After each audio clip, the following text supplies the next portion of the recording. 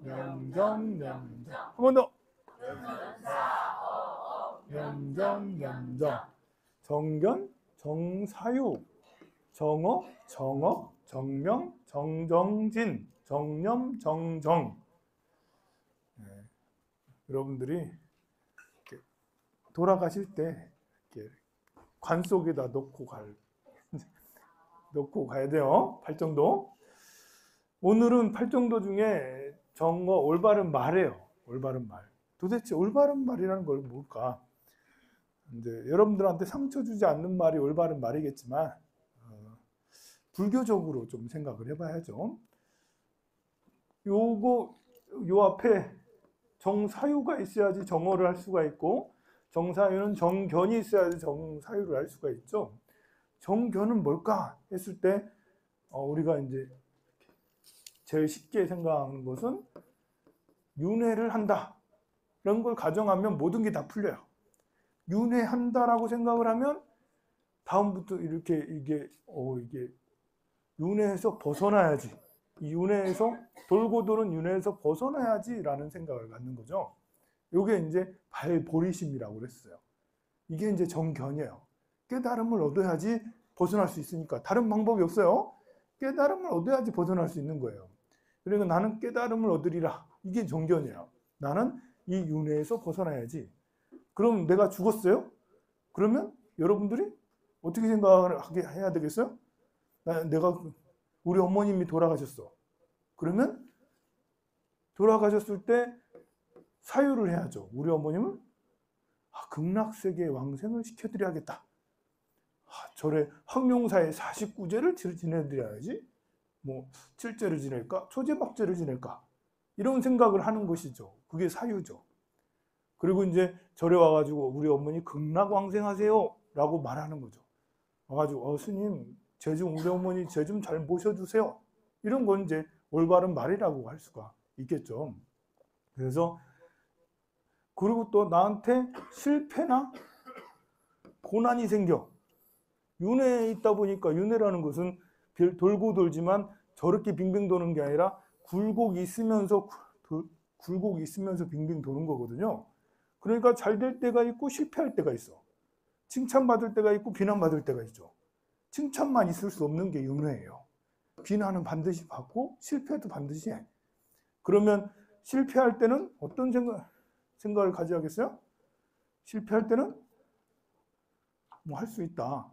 다음엔 또다시 윤회니까 순환하는 거니까 내가 실패할 때 공부하면 기도하면 다시 또 이 어두운 터널에서 다시 올라가서 성공을 할 수 있겠지.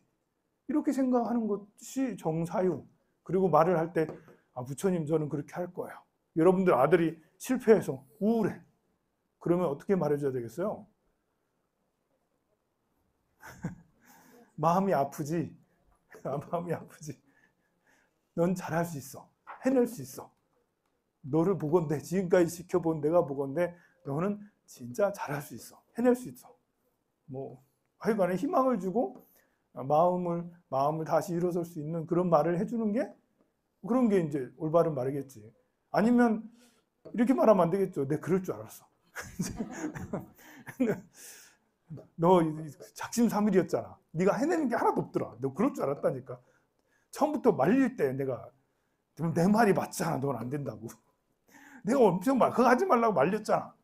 이렇게 말하면 삿된 업이죠. 잘못된 말이에요. 이게 우리 어머님이 돌아가셨어요?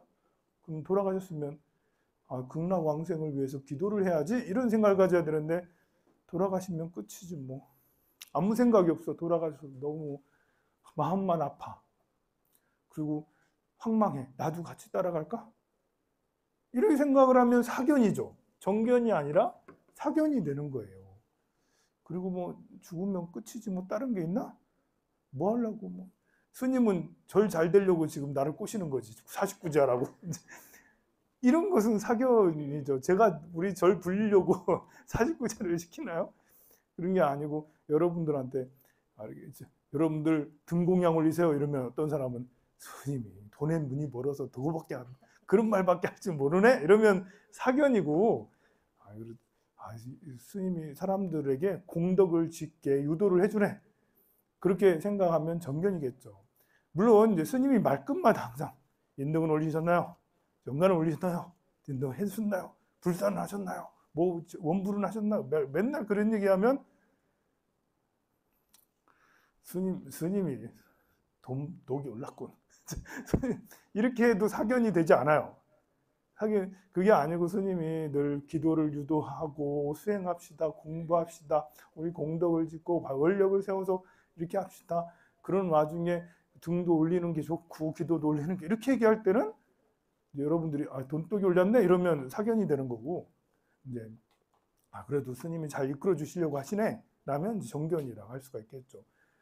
제가 이렇게 여러분들한테 이끄는 말을 잘 하면, 불도로 이끄는 말을 잘 하면 올바른 말이라고 할 수가 있고, 여러분들 보고 이제 절은 그만하면 됐고, 절에 이만큼 다녔으니까 이제 그만하고 집에 부처님 열심히 잘 모시라고.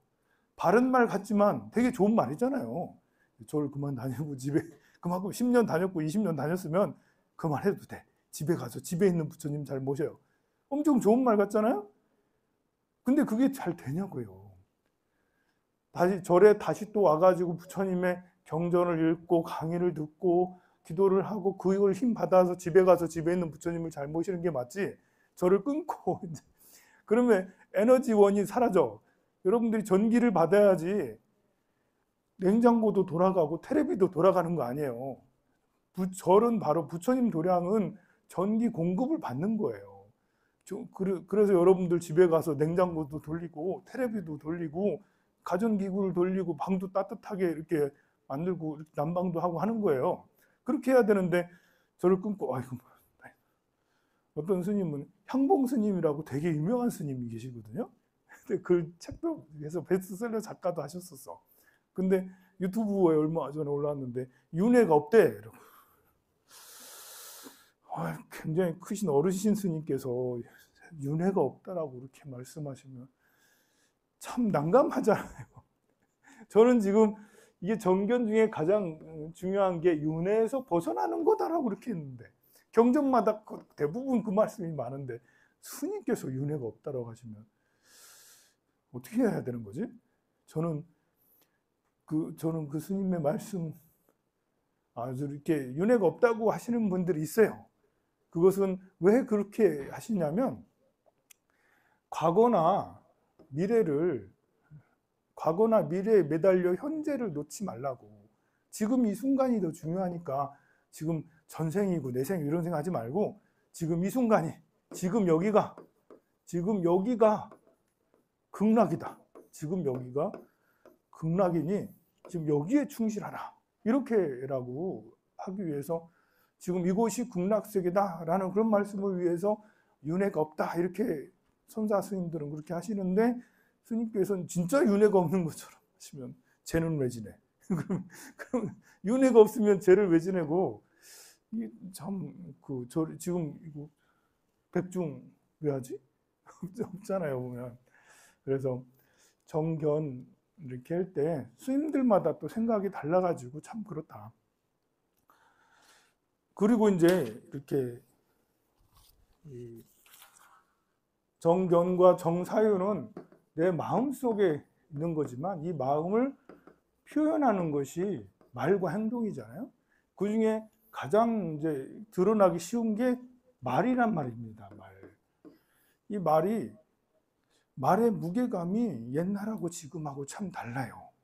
옛날에는 여러분들이 태어났을 때는 관의 시대였어요. 관의 시대.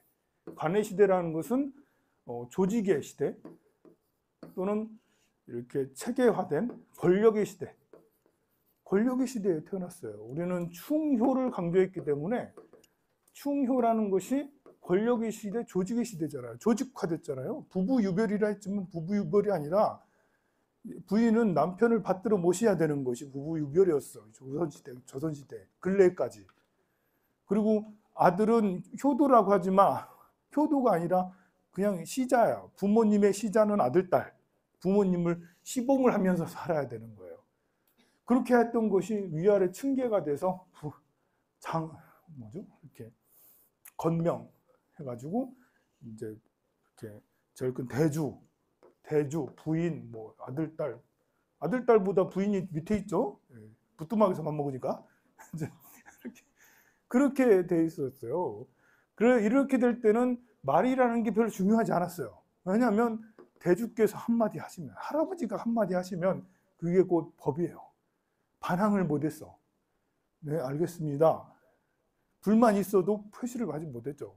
표시하면 어디를 이제 기싸대기도 이제 호족파 이러면서 막 그러세요. 이렇게. 그래서 말이라는 게 옛날엔 별로 중요하지 않았어요. 근데 지금은 관이 무너진 시대죠. 지금은 자유의 시대, 평등과 자유의 시대, 식상의 시대예요.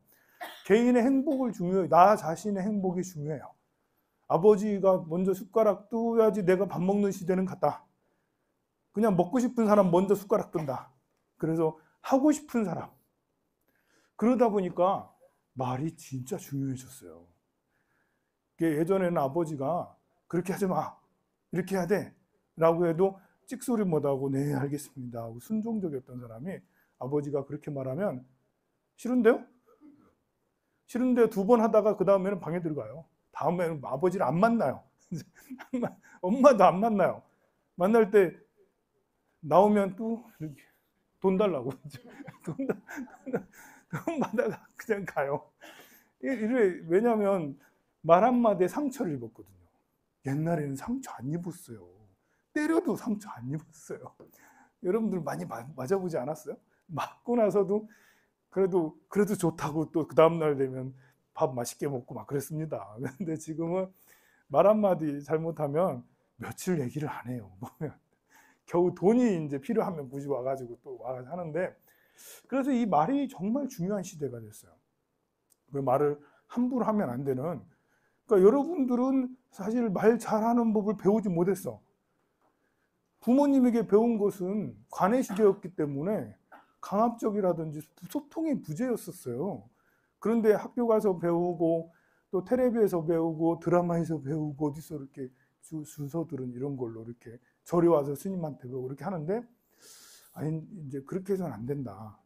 조금 더 노력을 해야 된다. 자식과 소통, 이게 세대라는 게 세대 차이가, 이 관의 시대는 세대 차이가 크게 많이 안 나요. 왜냐하면 이렇게 위에부터 내려오는 거기 때문에 대주가 있고 아들이 있고 이렇게 하지만, 뭐 아들은 부모님 말이 마음에 안 들어도 앉아서 들어야 되는 거예요. 그러니까 세대에 뭐 이렇게 그런 차이가 크진 않을 수 있어요. 근데 지금은 아버지가 무슨 말을 하면 아들이 생각할 때 이거 아니면 그 자리에서 나가버리니까, 그러면 세대 차이가 훨씬 더 커져서 이렇게 서로가 같은 자리에 있을 수가 없어요. 근데 이제 여러분들은 샌드위치 세대가 돼가지고 태어날 때는 관의 시대였는데 살다 보니까 자유의 시대가 됐어. 그래서 여러분들이 보고 들은 거는 말하는 게 부모님한테 관의 말을 들었는데, 지금 아이들은 자유의 말을, 배려의 말을, 이해의 말을 요구하는 거예요. 여러분들한테. 엄마 나를 이해해줘. 나를 좀 인정해줘. 나를 좀 대우해줘. 나를 좀 알아봐줘. 아니 나는 그렇게 배운 게 없는데 부모한테 배운 게 없는데 어디서 배우겠어요? 오늘 가르쳐 드릴게요. 오늘 볼까요? 자, 태도가 모든 것을 결정한다. 이제 대화할 때 제일 중요한 게 태도죠. 태도, 모든 게 태도라 할 수도 있지만 이 태도가 거의 50% 이상의 영향력을 가지고 있어요. 그리고 이제 목소리가 한 37% 정도의 영향력을 가지고 있죠. 이거 거의 다 하면 이거는 거의 90%예요.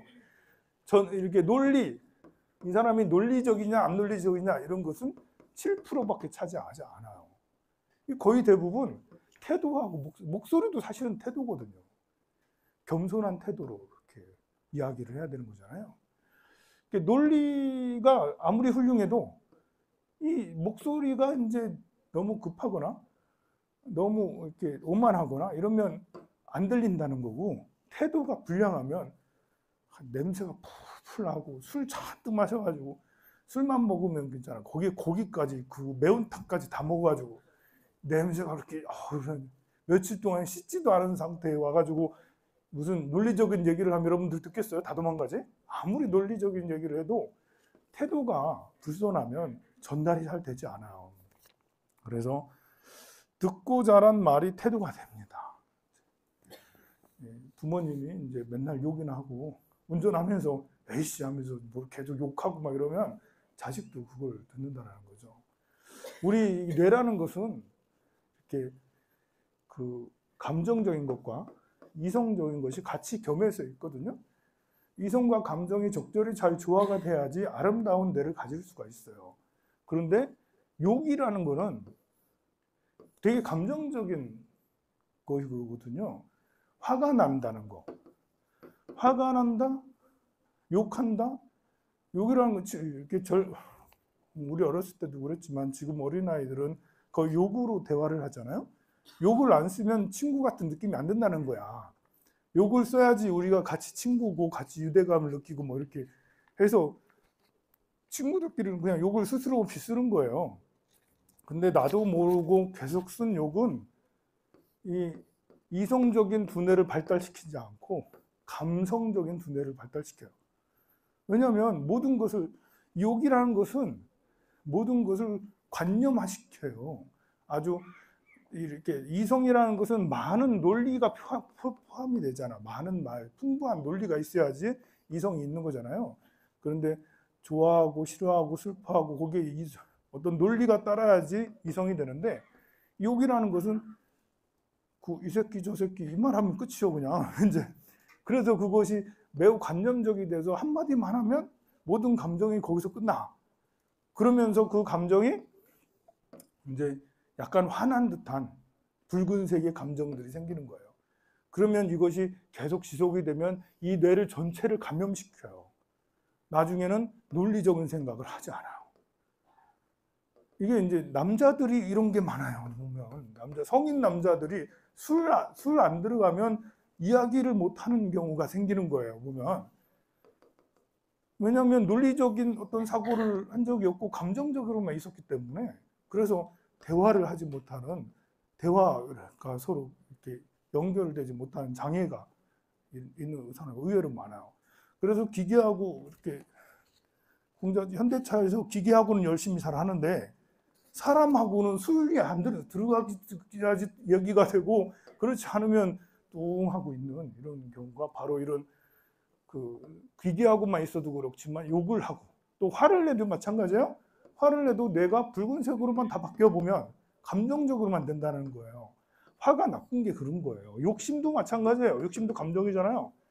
이 감정이 나의 뇌를 망치는 거예요. 욕심도 나의 뇌를 망치는 거고, 화도 뇌를 망치는 거고, 욕을 하는 것도 내 뇌를 망치게 되는 것입니다.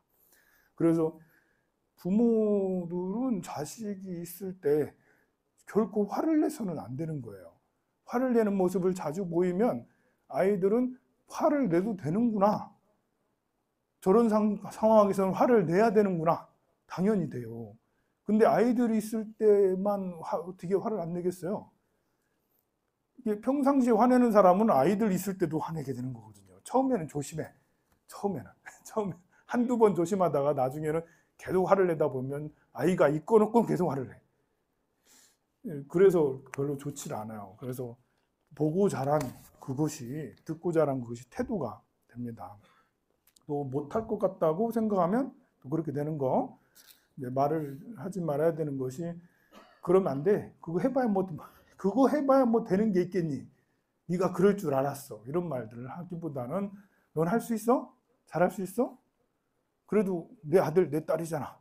그리고 나랑 잘 알잖아. 너는 절에 다니잖아. 부처님 황룡사에 다니잖아. 이러면서라도 긍정적인 말을 하는 게 더 낫겠죠. 나는 되고 너는 안 된다. 이건 참 이제, 나는 되고 너는 안 된다.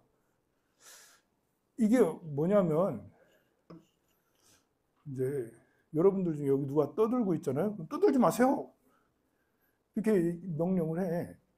근데 사실 나도 이렇게 저기 어디 있을 때는 나도 맨날 떠들면서 자기가 얘기한다고 남들 보고 조용히 하세요 이렇게. 자기는 떠들어도 되고 남은 떠들면 안 되고, 자기는 북카페에서 놀기만 하고 뭐 이렇게 있으면서 다른 사람 오면 법당 가세요. 108배 해야지 왜 안 해? 자기는 108배 하나도 안 하면서 108배 해야지. 자기는 스님한테 막 아무렇게나 말하면서 다른 사람들이 스님한테 아무렇게나 말하면 스님한테 예의가 그게 뭐예요? 스님한테는 그러는 게 아니죠. 스님한테는 예의 차리면서 해야죠. 자기는 스님한테 마음대로 하면서 남들한테는 이게 뭐냐면 메타인지의 부재예요. 메타인지가 되어 있어야 되거든요. 사람이 메타인지라는 것은 이 초월적 인지를 말하는 거예요. 그러니까 관찰적, 통찰적, 통찰의 인지, 통찰의 지혜를 말하는 거예요. 제3의 사람이 돼서 나를 보는 거, 타인이 돼서 나를 보는 거, 나를 객관화시키는 거죠. 내가 다른 사람이 돼서 나를 보면 알게 되죠. 다른 사람한테는 조용히 하라고 그러고 자기는 떠들고 자기는 뛰어다니면서 자기는 이렇게 막 여기서 맨발로 다니지 마세요. 자기도 맨발로 다니면서 남들은 맨발로 다니지 마세요. 이렇게 자기 여기 뛰어다니는 사람이 있으면 뛰어다니지 마세요. 자기는 좀 빨리 다니면서 이렇게 이제 자기도 쓰리밥 찍찍 긁으면서 다니면서 남들 보고 그렇게 하지 마세요. 이렇게 하는 거 있잖아요, 보면. 근데 이것이 잘 돼 있는 사람이 있어요. 메타인지가. 그러니까 제3의 눈으로 나를 볼 수 있는 이런 통찰이 잘 돼 있는 사람은 순간 내도 참 그렇지 라면서 나를 조심하죠. 예전에 이제 절에 다니면 절에 출가를 하면 절에는 굉장히 청결하거든요. 그래서 이제 칫솔질을 하더라도 세면장에 가서 칫솔질을 하지 방에서부터 칫솔질을 해가지고 들어가질 않아요. 그렇다간 스님한테 혼나, 우리 선배 스님한테. 그리고 칫솔질을 하고 이제 이렇게 하면 바가지가 공용이니까 이렇게 칫솔을 바가지 안에 놓고 막 휘두르면 안 되는 거예요. 그렇잖아요, 그죠? 내 거라면 상관이 없지. 내 거라면 내 컵이라면 상관없지만 여러 사람이 그렇잖아요. 그러면 안 되는 거잖아요. 대중초소에서 이렇게 큰 스님이 그러면 안 돼요라고 했는데 한번 보니까 내가 그러고 있더라고. 아니 내가 이렇게 바가지에다 이렇게 다 씻고 이제 물론 이제 다 헹구고 나서 마지막 헹굴 때 바가지다 이렇게 하고 나서 얹은 거를 보였어요.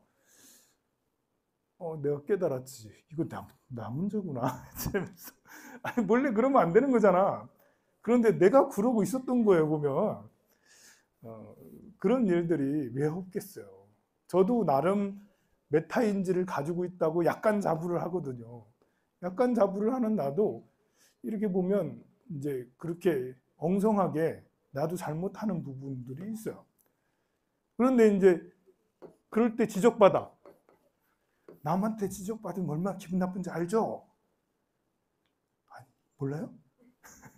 지적받으면 진짜 기분 나쁘잖아. 아무리 옳은 것도 내가 아무리 잘못한 것도 지적받으면 진짜 짜증나. 화가 날 상황, 화가 나기도 해요. 화가 나. 내가 잘못했는데도. 그게 나는 되고 너는 안 되고 자기는 내 지적하면서 지적받는 거 싫어해. 이거 진짜 저도 통절하게 느낍니다. 나도 맨날 말하는 사람 중에 하나잖아요. 나도 완벽하지 않기 때문에 누군가 나에게 스님 그렇게 하지 마세요. 스님 이랬으면 좋겠어요. 이렇게 하거든요. 그러면 이제 그래도 나는 참는 연습을 많이 해서 그 순간에 웃으면서 속으로는 불불 끓고 있지만 네 그런가요? 네. 근데 죄송해요. 내가 그랬으면 안 되는데 이렇게 하죠. 이제 표정 관리해요.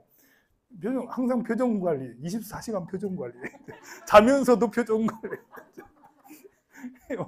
늘 돼 있어요, 그게. 그래가지고, 그런데, 그런 나도 이렇게 보면 누가 지적하면 불 끓고 있거든요.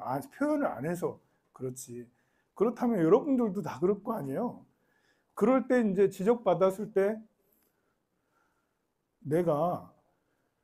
나는 잘했는데, 잘했어. 잘못한 게 하나도 없어. 그런데 너라는 사람이 오해했어. 잘못 봤어. 다르게 봤어. 그랬을 때, 나를 지적했을 때 진짜 억울하죠. 진짜 억울해요. 억울함을 당해서 발키려 들지 말라. 많이 들어보지 않았어요? 그 보왕산매론에 있습니다. 억울함을 당해서 발키려 들지 말라. 무조건 그러라는 건 아니에요. 굳이 설명이 필요 없을 때도 있어요. 요 분이 잘못 오해해서 나를 그렇게 잘못했다고 막 지적하고 화를 내고 막 그럴 때가 있거든요.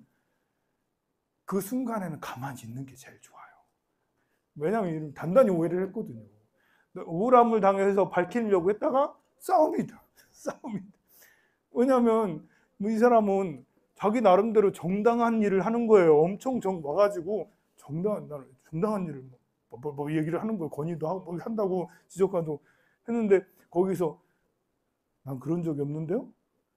그러면 만약에 그것이 진짜라고 해서 이 사람이 내 잘못이네? 라고 해서 그 자리에서 인정하면 얼마나 좋겠어요. 근데 진짜라고 해도 이 사람은 아니라니까요. 이제 이렇게 메타인지가 잘 되는, 태세 전환이 잘 되는 사람은 그게 가능해. 근데 모든 사람이 태세 전환은 잘 되는 게 아니거든요. 내가 잘못됐다는, 내가 잘못한 걸 알면서도 계속 우긴단 말입니다. 그럼 어떻게 되겠어요? 싸운다고요, 싸워. 그러니까 억울함을 당해서 밝히려 들지 말라. 그 순간에는 꼭 참고 끝까지 말씀하시는 걸 다 하고는 사람 봐가며 그 자리에서 오해를 풀든지 하든지, 아니면 사람 봐가며 말이 안 통하는 사람은 한 대 맞았다 생각하고 업장이구나 생각을 하고, 억울함을 당해서 안 밝히고 아휴 제 업이죠 하고 그냥 죄송합니다. 앞으로는 잘하겠습니다. 그냥 죄송한 게 하나도 없지만 이 사람이 화가 나게 한 것도 죄송한 거예요. 왜 화났는지는 난 모르겠지만, 내가 잘못해서 화가 나는 것도 아닌데 이 사람이. 그렇지만 그 화가 나서 왔으니, 나로 인해서 화가 나서 왔으니 그냥 억울함을 당해서 밝히려 들지 않고 그냥 받아들이는 것도 좋은 방편 중에 하나예요. 자, 나는 되고 너는 안 되고, 이게 정말 일상생활 속에 진짜 많이 있습니다. 아들, 딸들한테 여러분들이 그렇게 이제 이래라 저래라 공부하라, 지는 공부한 적도 안 했으면서 공부하라, 학원 가라, 뭐 해라. 자기는 뭐 이렇게 취업을 잘했나, 뭐 취업 제대로 못했으면 너는 왜 이렇게 취업을 안 하고 게임에 빠져 있니, 뭐 이렇게 이제 이게 그렇습니다. 그리고 또 이제 아버지가 너무 훌륭하셔서 현대차도 다니고 SOL도 다니고 뭐 이렇게 연봉이 1억이고 막 그럴 수도 있어요. 이것도 문제예요. 아버지가 너무 잘 나가도, 어머니가 너무 똑똑해도 나는 다 잘하거든. 자식에게 왜 너는 못해? 이게 나는 잘났어. 나는 돼. 너는 안 되네? 나는 잘 되는데 왜 너는 안 되니? 라고 따져 묻는 것도 사실 폭력 중에 하나거든요. 사람이 아무리 내 뱃속에서 나왔다 해도 나보다 능력이 못할 수도 있고 사실 상황이 다르거든요. 나는 우연히 어쩌다 좋은 학교 들어갔고 공부 잘 됐고 어렸을 때, 그리고 어쩌다가 삼성전자 들어갔고 뭐 관운이 좋아서 이렇게 됐어. 근데 우리 아들은 뭐 어쩌다 보니까 공부하는 거 별로 싫어하고 관운이 안 좋고 해서 대학도 제대로 못 다니고 취업도 잘 안 되고 막 그래. 이게 무능해서 취업이 안 되고 유능해서 취업이 잘 되냐, 유능해서 사업이 잘 되고 무능해서 사업이 안 되냐, 이건 좀 다른 게 있어요. 유능해도 사업이 안 될 때가 있고요, 무능해도 사업이 잘 될 때가 있어요. 근데 그런 것들을 우리가 정견이라고 그러죠. 견해. 순환적 사고, 윤회적 사고, 잘 될 때가 있고 안 될 때가 있는, 아무리 똑똑해도 천재라 하더라도 실패하고 안 될 때를 지나갈 때는, 겨울을 지나갈 때는 어쩔 수 없는 거예요. 그러니 이런 순환적 사고를 하면 실패하고 잘못되고 안 되고 병들고 아프고 한 사람들을 감싸주고 이해할 수 있는 말을 할 수가 있고 감싸주고 이해할 수 있는 행동을 할 수가 있어요. 그런데 성공한 사람들, 잘 나간 100억 부자, 200억 부자들은 본인이 잘 된 줄 알고 잘해서 잘 된 줄 알고 안 된 사람들에 대해서 저 버러지같이 저 무능해서 저거 아유 사람이 덜 됐어 이렇게 생각을 하면 그건 사견이라고 할 수가 있겠죠. 그리고 정사유가 아니라 사사유, 잘못된 사유고 잘못된 사유를 하니까 말도 그렇게 하는 거죠. 자, 나는 되고 너는 안 된다.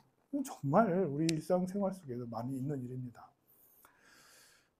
그리고 이제 대화를 할 땐 눈을 맞춰가면서 이렇게 봐가면서 저는 사실 어렸을 때 상대방의 눈을 봐야 된다는 생각을 한 번도 해본 적이 없었어요. 그런 얘기 들어본 적도 없었어요. 심지어 40이 돼도 그런 걸 30대 초반까지도 몰랐어요. 나 그런 걸. 그래서 대화를 하면 눈 보고 대화하지 않고 딴 데 뭐 시선을 어디다 둘지 모르고 그냥 마음대로 시선을 두고 이야기를 했었어요. 사실 뭐 저는 사회생활을 안 하고 학교 다니다가 바로 이제 절에 왔기 때문에 그래도 괜찮아요. 그래서 괜찮아. 사회생활 안 했으니까. 학교 다닐 때 선생님하고 눈 마주쳐봐야 좋은 일 없잖아. 그리고 전에 출가해서 스님들하고 눈 마주쳐봐야 나는 수행만 열심히 하면 되니까 이먹고 열심히 하면 되니까 스님들하고 눈 마주치면 할 일 없었거든요. 근데 포교하면서 사람들 이런 거 보니까 이제 눈을 마주쳐야 돼. 그때서야 이제 눈을 마주치면서 대화를 너무 늦게 알았어요. 세상에. 심지어 악수하는 것도 옛날에는 어른 스님한테 악수하면 막 이렇게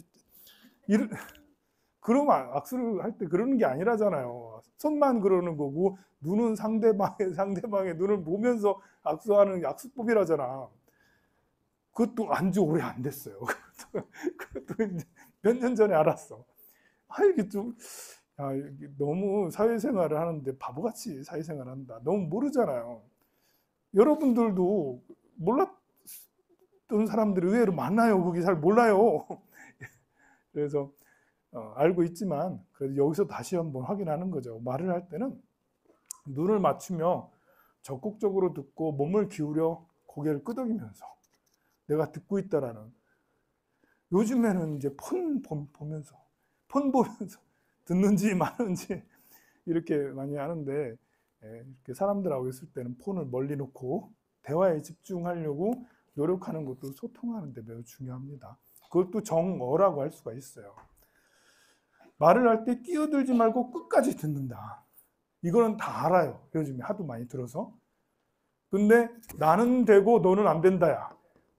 자기는 끼어들면서 말할 때 막 끼어들거든. 그러면서 상대가 끼어들 때는 끝까지 들으라니까. 끝까지 들으라니까. 내 말 끝까지 들으라니까 막 화를 내고 막 그런다니까요. 정말 그렇잖아요. 보면 자기도 끼어들면서 상대방이 끼어드는 거는 그렇게 예민하게. 그래서 우리가 이렇게 교육이라는 게 어설프게 교육받으면 상대 예의를 중시 여기는 걸 많이 받잖아요. 그런데 자기가 차릴 예의는 생각지 않고 자기가 어떻게 하는지 나는 되고 나는 아무렇게나 하면서 상대에게 예의를 요구하는 게 너무너무 많아요. 사실 보면 우리가 리더도 마찬가지잖아요. 주지스님이면 이렇게 해야 되는데 이제 남편은 이렇게 해야 되고 부인은 이렇게 해야 되고 아들은 이렇게 해야 되고 사장님은 이렇게 해야 이런 건 너무 잘 알아. 여러분들이 남을 평가하는 데는 익숙해. 근데 만약 여러분이 주지스님 하면 나처럼 할 수 있어?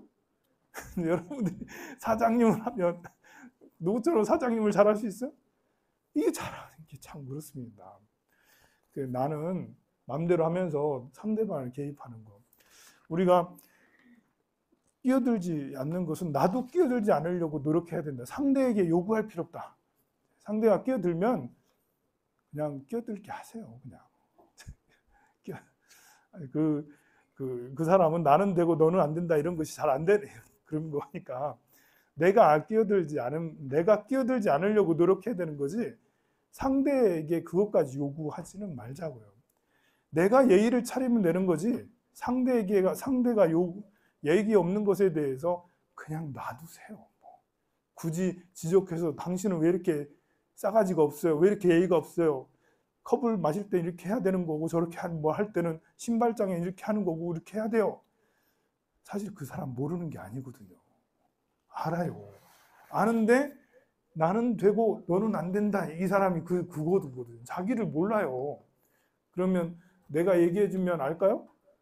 기분만 나빠해요. 여기는 제재가 많군. 여기 사람들은 텃세가 세군. 이러면서 텃세가 세가 여기 못다니까 텃세가 세가지고 기분 나쁘다면서. 나는 좋은 얘기를 이렇게 하는 게 더 좋습니다. 얘기해 준 것 뿐인데 텃세가 세다면서 막 가버려 막 이제. 그래서 말을 또 말대꾸나 쌀쌀 맞은 대답, 위협적인 말투 대신에 건설적인 태도로 이야기하는 게 좋고요.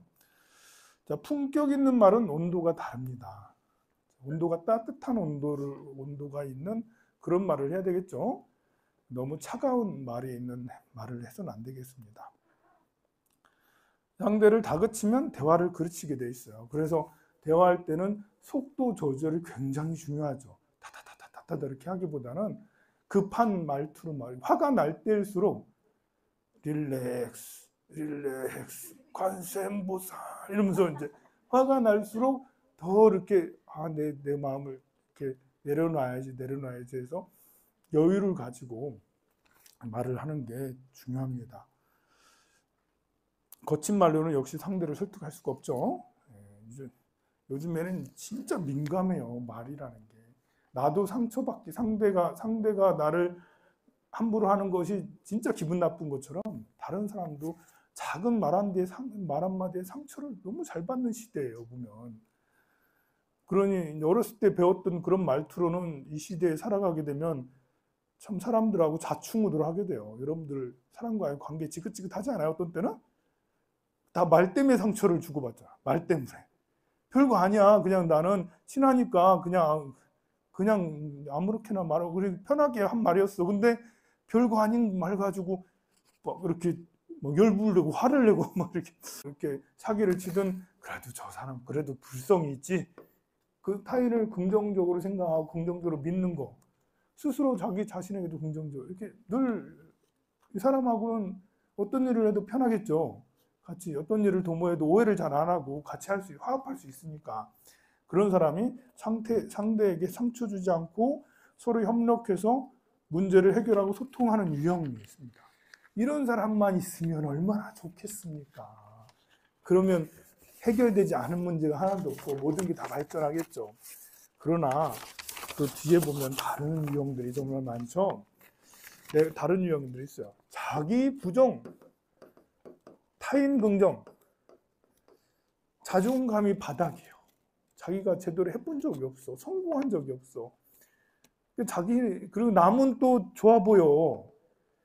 이런 사람이 의외로 많아요. 이렇게 남을 부러워해. 돈 많은 걸 부러워하고, 예쁜 걸 부러워해. 돈 많은 거 부러워할 필요 없고, 예쁜 거 부러워할 필요 없고, 젊은 거 부러워할 필요 없어요.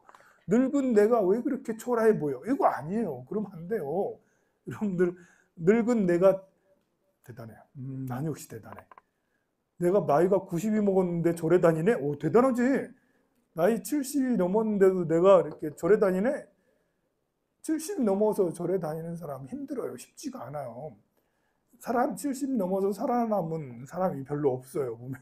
그런데도 내가 부처님까지 오네? 대단하지? 내가 70세까지, 80세까지 이 험난한 고해 바다에 살았네? 이게 근자감이 있어야 되는데, 나이 먹었다고 밖에 나가기가 부끄러워. 이러면 뚱뚱하다고 밖에 나가기가 부끄러워. 돈 없다고 밖에 나가기가 부끄러워. 이런 옷 입고 이제 행사장 가기가 부끄러워. 그러면 안 되잖아요. 헌 옷 입고 다닐 수도 있는 거고, 자동차 없이 어디 가기가 부끄러워. 이렇게 생각할 필요 없어요. 사람들은 그렇게 생각하겠죠. 세상 사람들은 나이 많은 사람, 저 나이 많은 사람 여기까지 와가지고 그러네? 이렇게 말할 수도 있고, 돈 없는 사람이 뭐 골프 치러 다니네? 이렇게 할 수도 있어요. 근데 그건 그 사람들이 하는 말이고, 나는 스스로 긍정적으로 생각을 하고, 나는 자존감이, 근자감이 있어야 되잖아요. 돈이 뭐 중요해? 마음이 중요하지. 그거 하나 있어야 되는데 그게 아니고 분별심이 크면 이 사람이 부자가 돼도 분별심 때문에 가난한 사람을 짓밟아야 막 이렇게. 자기가 부정적인 사람은 자기가 높은 자리에 있으면 사람들을 다 작살내. 그냥 주변의 사람들 폭탄이야. 다 무시하고 함부로 하니까. 근데 자기가 낮은 상태에 있으면 자기 혼자 자폭해. 그냥 집에 들어가 밖에 안 나와. 막 우울해. 다른 사람들은 너무 부럽고 막 이렇게. 또 이런 형도 있죠. 자기 긍정, 타인 부정. 자기는 대단해. 근데 타인들은 전부 다 벌레야. 별거 아니야. 이렇게 타인에 대해서 믿지 않아. 사람 믿을 사람 하나도 없어. 이렇게 하면서 사람 믿지 않거나 무시하거나 오만하거나 자기만 잘났어. 이렇게 자기 긍정 이런 사람들이 있어요. 그리고 자기 부정, 타인 부정. 곧 있으면 관에 들어가겠네요. 이 사람을 만나면 진짜 지옥을 경험하게 됩니다. 같이 사는 사람이 자기 부정, 타인 부정이면 참 힘들어요.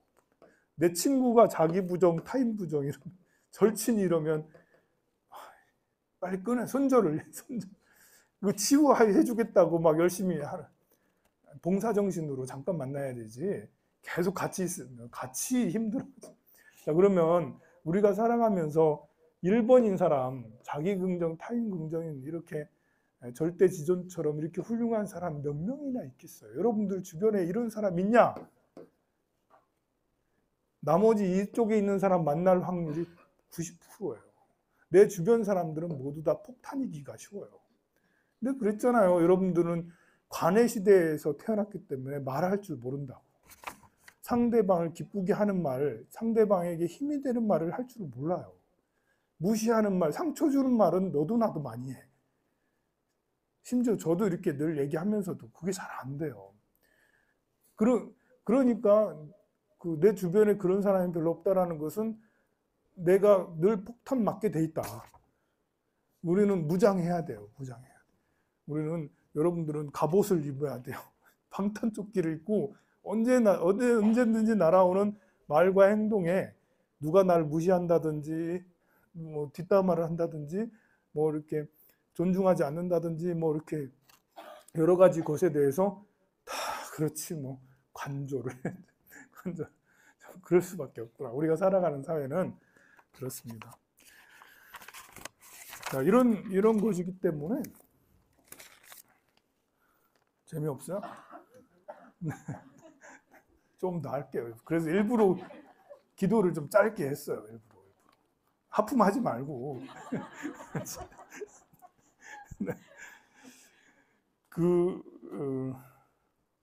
거친 말로는 상대를 했죠. 말에는 이제 브레이크가 필요해요. 다다다다 이렇게 하지 말고 한 번씩 이렇게 멈추는 것이 필요하고 정적에 대해서 너무 불안해할 필요 없어요. 말하다 보면 끊길 때도 있는 거잖아요. 그런데 착한 사람들 중에는 끊기면 불안해하는 사람들이 있어요. 끊기는 것도 편안하다 여기고 있는 것도 괜찮습니다. 때로는 거절도 필요해요.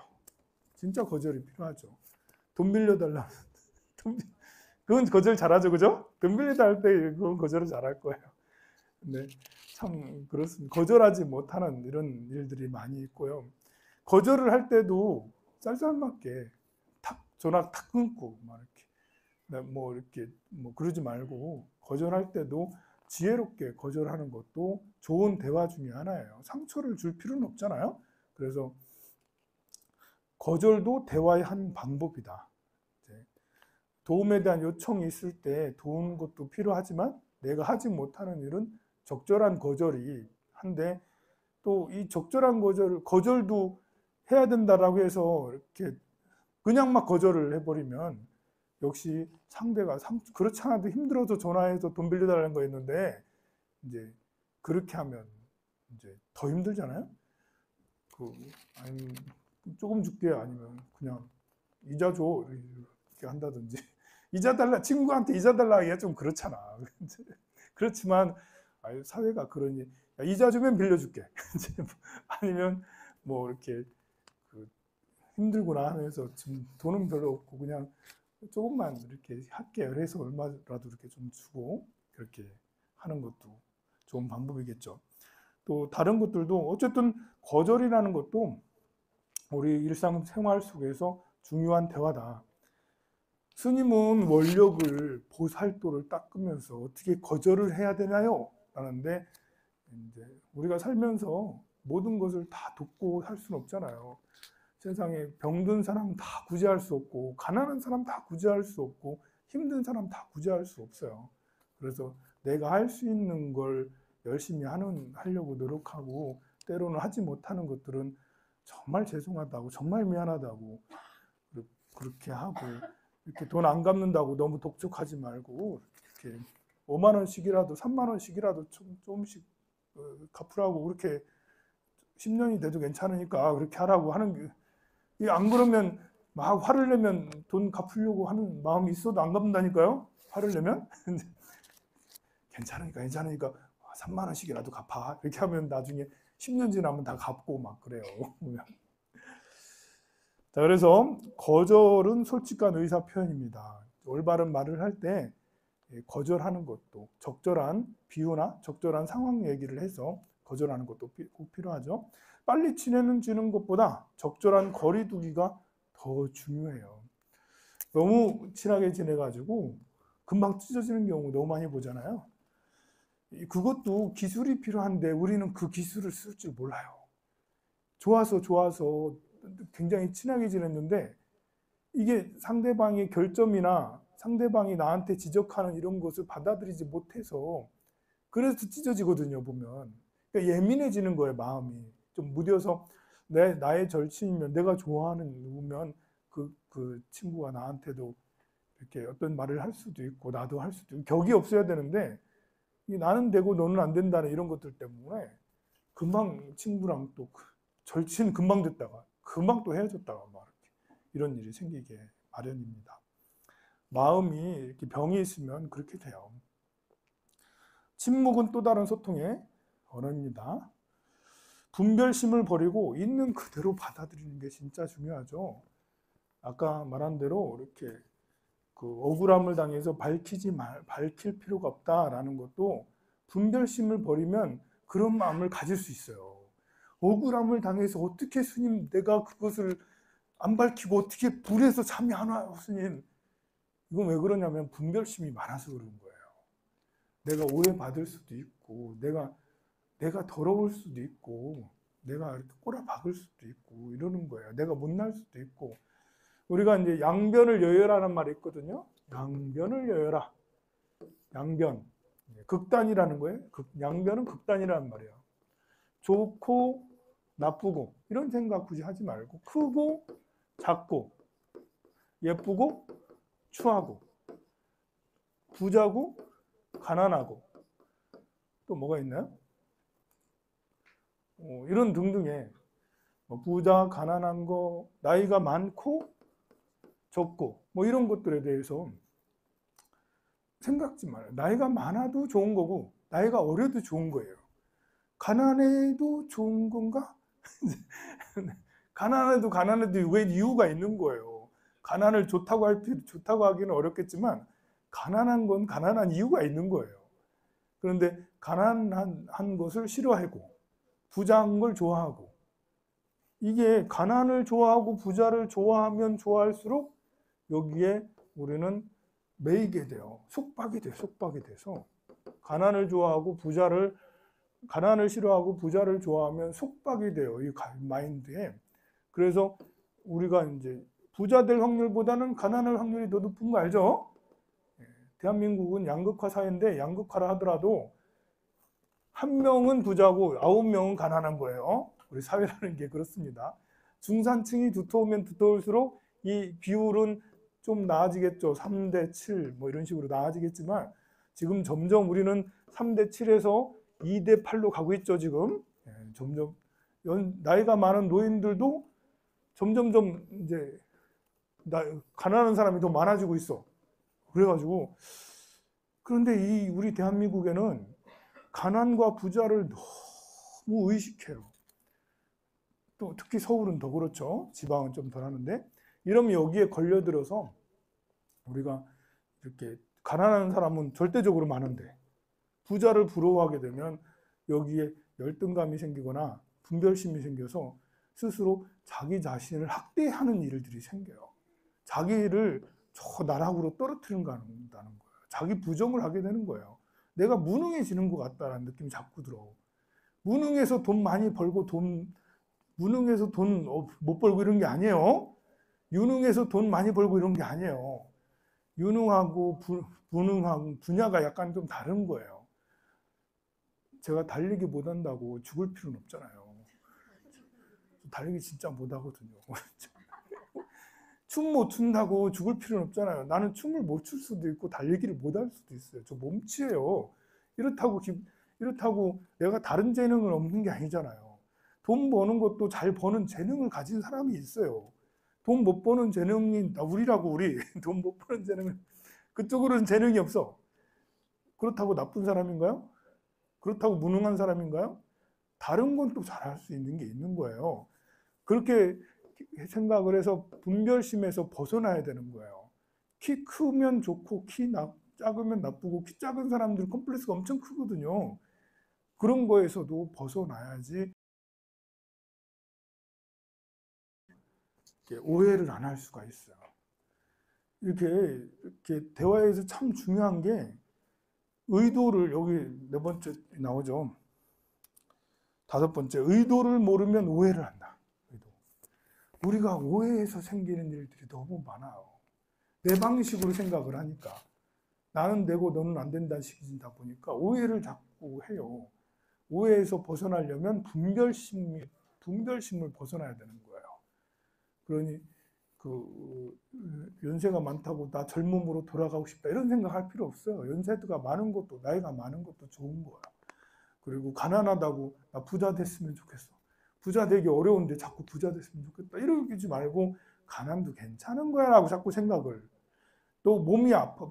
심장병에 걸리고 위암에 걸렸는데 야, 제발 좀 건강했으면 좋겠어. 이렇게 하기보다는 암하고도 같이 사는 거지 뭐. 암하고도.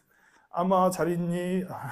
너는 나를 아프게 하는구나. 이러면서 야, 넌 그만 좀 아프게 좀 해라. 이렇게 하면서 조금만 아프게 해라. 이러면서 이제 이렇게 암이 있는 걸 그냥 인정하고 암하고 같이 살아야 되는구나. 라는. 또 자식 중에서도 골치 아픈 자식이 있어요. 그걸 괴롭게 생각하지 말고 내 업보구나, 내 혹이구나 생각을 하고 같이 가야 되는 거구나. 이렇게 그래서 건사 잘하고 사랑해주고 이렇게 못난 자식이라고 막 욕하고 너는 이놈의 자식 너 때문에 내가 얼굴을 못 들고 다녀. 감옥에 몇 번 갔다 오니까 이제 얼굴을 못 들고 다니잖아요. 그런 자식을 둔 사람도 안 계시네 여기에. 이제 노보살님이 아들이 감옥에 맨날 왔다 갔다 해. 그래가지고 힘들어해. 얼마나 힘들겠어요. 아들이 맨날 감옥에 왔다 갔다 하면. 그런데 그래도 보살님은 아들을 미워하지 않으시더라고. 아들 기도를 해주시고 저한테도 기도해 달라고 늘 그러시는데 그렇게 해야 되지 않겠어요. 뭐 이렇게 미워하기보다는 인연이니까. 뭐 장애를 가진 사람보단 낫잖아. 또 장애를 가진 사람은 뇌성마비든 불구든 장애를 가진 아이가 있으면 그래도 안 태어난 것보다 낫잖아. 태어나서 내 곁에 있어 주시니까 그래서 너무 고마워. 나를 힘들게 하지만 밥도 해줘야 되고 빨래도 해줘야 되고 다 해줘야 되지만 그래도 다 해주게 하는 네가 있어서 고마워. 이런 식으로 생각을 해야 되는데 내 인생 업장이 두터워가지고 왜 거기에 업장을 끼는지. 업장이 두텁다라는 건 업장을 해결하라고 있는 거지. 자기 한탄을 하고 자기 비하를 하고 자기 원망하라고 업장이 두텁다는 그런 말이 있는 게 아니에요. 그런데 어떤 일 실패한 일 생기거나 이제 사기를 당하거나 이럴 때마다 업장이 두터워가지고 뭐 이렇게 원망하는 듯이 하지 마시고요. 의도를 모르면 오해를 하게 됩니다. 굉장히 중요해요. 그래서 사실 메타인지를 가지고 있어야 돼요. 여러분들이 통찰력을 가진 사고를 가지면 오해를 안 하고 오히려 이해하고 배려해요. 나한테 사기치고 화내는 사람에 대해서, 그 나를 무시하는 사람에 대해서 같이 화내지 않는다라는 거죠. 그리고 친밀할수록 신뢰가 생겨요. 밀도를 높이는 감정과 호칭, 동조할 때 끈끈해지고요. 칭찬은 귀로 먹는 보약이죠. 그래서 칭찬을 많이 하는 건 좋은데요. 이 말을 너무 많이 알아가지고 칭찬은 고래도 춤추게 한다라는 건 뭐 온 국민이 다 알아. 자기는 남 칭찬 안 하면서 자기는 되고 남도 안 된다고. 나한테 칭찬 좀 해줘 맨날. 스님은 칭찬을 너무 안 하시잖아요. 나보고 맨날 그러면서. 여러분들은 칭찬 많이 하나요? 자기는 누구를 칭찬을 안 하면서 상대는 나에게 칭찬하길 바라는 그런 일들이 너무너무 많아요. 이렇게 대화하다 왜 당신 해줬나? 이제 그렇지 않으면서 상대에게 칭찬을 요구하는 거는 이게 우리가 가지고 있는 뇌 구조 중에 하나예요. 그래서 배우는 건 좋은데 잘못 배우면, 어설프게 배우면 어떻게 해야 된다는 것만 알아가지고 자기는 안 하면서 상대가 계속 그렇게 하기를 요구를 자꾸 해요. 그래도 싸우게 되는 거예요. 그러니 남편이 돈 못 벌어오면 남편이라는 사람은 돈 벌어야 되는 거 아니야? 부인이 요리를 잘못하면 부인은 요리를 잘해야 되는 거 아니야? 내조를 잘해야 되는, 내조 잘못한 여인도 있고 돈 못 버는 남편도 있는 거예요. 남자라고 모든 남자가 다 돈 잘 버나요? 모든 여자가 다 예쁘고 요리를 잘하는 건 아니거든요. 그런데도 우리는 부인은 이래야 되고 남편은 이래야 되고 아들은 이래야 되고 거기에 매여서 그렇게 하기를 바라잖아요. 심지어 스님한테도 그러길 요구해요. 스님, 기도 왜 안 하세요? 기도를 잘 하셔야죠. 정진을 잘 하셔야죠. 스님이 그렇게 돈 얻으러 다니면 되나요? 그러면서 그런 스님도 있어요. 보면 오늘은 이제 어떤 스님께서 아침에 오셨는데 낮에까지도 계속 계시더라고. 냄새 풀 풍기면서 술은 드셨는지 좀 이제 심각했어요. 그런 스님들도 있어요. 보통 다른 스님들은 이제 돈 주면 다 가는데 돈도 줬는데 그래도 많이 줬는데 그러시던가요 그분께서? 네. 그래서 6번 볼까요? 긴 설교나 훈계 대신 10단어 이내의 짧은 말을 이용하도록 합니다. 비난 대신 직접적으로 특정한 것, 이것을 찝어서 설명을 하고요. 뭐뭐 하지 말라, 그렇게 하지 말고 이렇게 그런 걸 안 했으면 좋 이렇게 하면서 열등감을 부추기는 말을 절대 하지 말라. 너는 왜 이것밖에 못하니? 왜 이렇게 쓸데없는 짓을 해? 옆집에 누구누구는 안 그러는데 넌 왜 그러니? 뭐 이런 뜻의 이런 말은 하지 말자. 또 비꼬는 말 하지 말자. 내가 하는 일이 다 그렇지 뭐 네가 포기나 잘하겠다 이런 말 하지 말고 억압하거나 명령, 협박하는 말. 너 이거 꼭 해야 돼? 이거 해야지 폰 사주는 거야?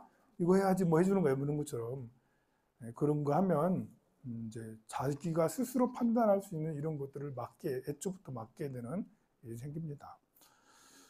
또 부정적인 예언이나 포기를 암시하는 말은 이런 것들은 이제 능동적 판단을 저해하게 되는데요. 며칠이나 가는지 두고 보자 이런 것들은 하지 말자. 지키지 못할 말은 아예 하지도 마. 이런 말 하지 말아요. 지키지 못한 말을 하지도 마. 맞는 말이긴 한데 좋은 말은 아닌 것 같아요. 정월한 거짓말을 떠나며 이간질이나 중상모략하는 말을 떠나며 욕이나 거친 말을 떠나며 잡되고 무의미한 말을 떠납니다. 사제 분별경에 나오는데요. 망어중재 금일참회, 기어중재 금일참회, 양설중재 금일참회, 악구중재 금일참회 이런 게 있죠. 그런 거는 이제 천수경에 나옵니다.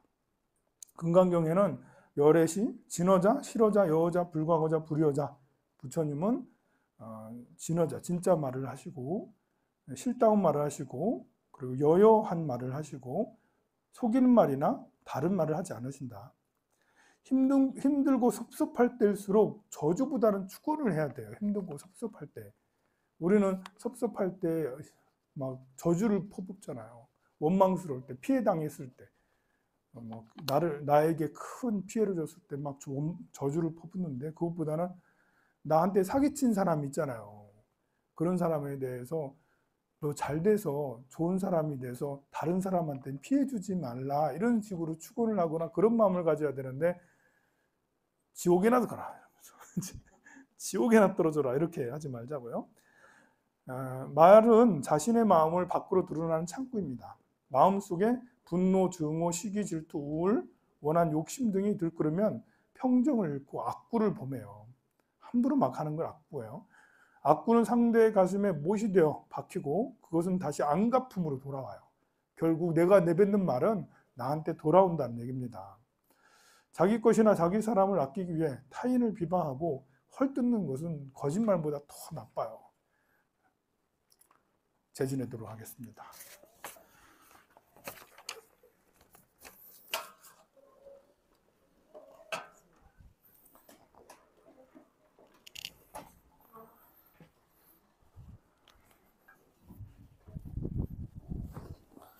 나무 금나무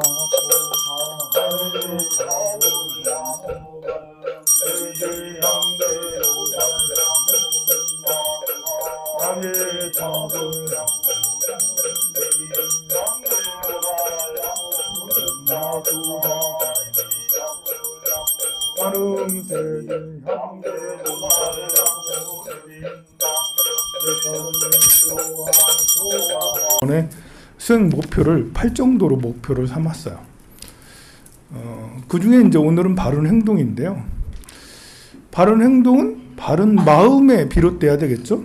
바른 마음은 견해가 바로 서야 되고, 그래서 이렇게 오늘같이 백중 때 내가 8정도를 잘 외워야지, 8정도를 잘 공부해야지 라는 것은 바른 생각에 바른 사유를 하는 거고, 그걸 실제로 책을 찾아보고 기록을 하고 또 공부를 더 열심히 하려고 하는 것은 바른 행동에 들어가요.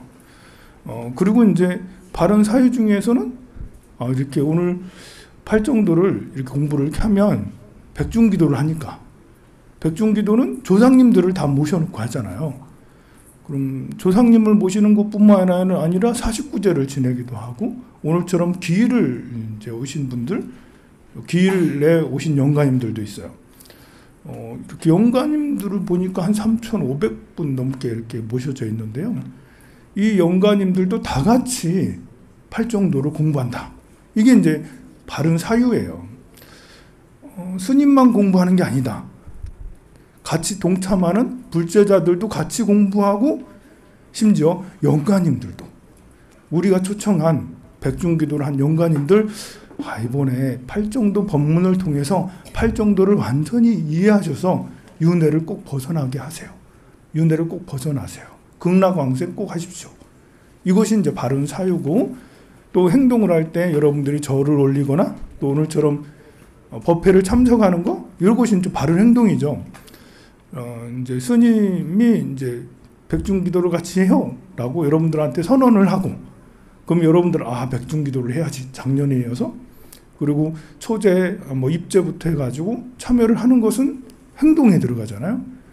아는 거하고 실제로 행동하는 거랑 또 다른 거니까 여러분들이 다짐을 했어요. 행동하기로, 참석하기로. 그런데 이게 휴가 기간이네. 휴가 이렇게 지난주 말부터 해가지고 휴가를 10일까지 이렇게 부산 사람들은 휴가를 쓰는데, 중간에 백중 3제가 있는데 제주도를 가야 되는데, 어디 남해안 좀 펜션을 얻어놨는데 좀 휴가를 좀 가야 되는데 어떻게 하지? 네, 어떻게 해야 될까요? 그걸 버리고 일로 와야 될까요? 네, 여러분들이 올바른 행동에 대해서 생각을 좀 해봐야 됩니다. 고민을 해봐야 되겠죠. 가족의 화합을 더 우선으로 해서, 그래도 부처님 불법을 배우는 거는 나도 행복하고 우리 가족들도 행복하게 하기 위해서 불법을 배우는데, 1년에 한 번 매년마다 하는 그런 휴가 기간에 우리 가족의 행복이 더 중요할 것 같아. 부처님의 팔정도를 배웠으니까, 정견과 정사유를 배웠으니까 올바른 행동 휴가지. 휴가지. 올바른 행동 휴가로 가는 거 아니야? 라고 그렇게 갖다 붙여도 괜찮습니다. 여러분들의 주관이 딱 서면 돼요. 여기 1번 보면 세속적 바른 행동이 있고 출세관적 바른 행동이 있어요. 출세관적 바른 행동은 이제 무루 불취락에서 번뇌와 집착이 없고 괴로움을 바르게 하라. 괴로움을 끝내는 거, 열반에 드는 거, 깨달음에 이르는 거. 좀 강도가 센 거죠. 세속적 바른 행동은 번뇌와 집착이 있고 공덕을 쌓는 거예요. 좋은 일 하는 거예요. 여러분들은 이 기준을 여러분들에 맞게 정해야 되겠죠. 스님은 이 중에 뭘 해야 되는 거죠? 출세관적 바른 행동을 해야 돼요. 스님이라면. 세속에서 여러분들하고 기준이 달라요. 출세관적 바른 행동이면 무소유가 기본이죠. 그죠? 아주 깨달음을 얻겠다고 출가한 자가 소유를 많이 하고 있다. 뭔가 물건에 대한 애착이 많다. 불편함을 참지 못한다. 배고픔을 참지 못한다. 이성에 대한 욕망을 참지 못한다. 이건 아닌 거죠. 그죠? 세속으로 다시 돌아가라고? 돌아가는 것도 쉽지가 않아. 이게 한번 출가해가지고 절에 오래 살다 보면 돌아가서 살기가 쉽지가 않아. 돌아가면서 살기에는 좀 그렇고, 또 이게 출세관적 올바른 행동을 하려니까 그래도 맛있는 거 먹고 싶고, 좀 놀러도 가고 싶고, 잠도 많이 자고 싶고, 그래도 좋은 옷도 입고 싶고, 좀 애인도 사귀고 싶고, 뭐 이렇게 되면 참 난감하죠. 그죠? 그래서 항상 출세간 사람이든 뭐 출가자든 자신의 위치를 잘 파악을 하고, 나는 어떻게 살아야 될까를 늘 고민해서, 나는 출가자니까 이렇게 해야 돼. 그래도 나는 불제자지. 출가자까지만큼은 못해도 그만큼 하면 더 좋겠죠. 머리만 안 깎았지. 여러분들도 이제 앞으로는 거의 뭐 이렇게 출가자처럼 해야 될 것 같아요. 그런 생각 안 들어요? 점점 출가자처럼 더 다가서야 될 거예요. 여러분들도. 그러려고 교육시키는 거예요, 지금.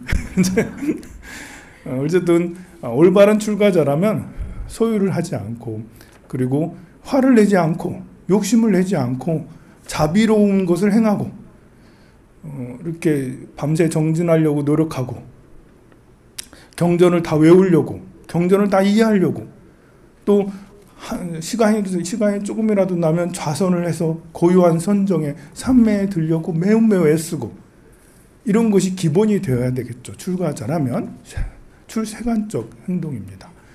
그러면서 동시에 이제 내 정진은 정진이고 중생구제는 해야지, 무료급식을 해야지.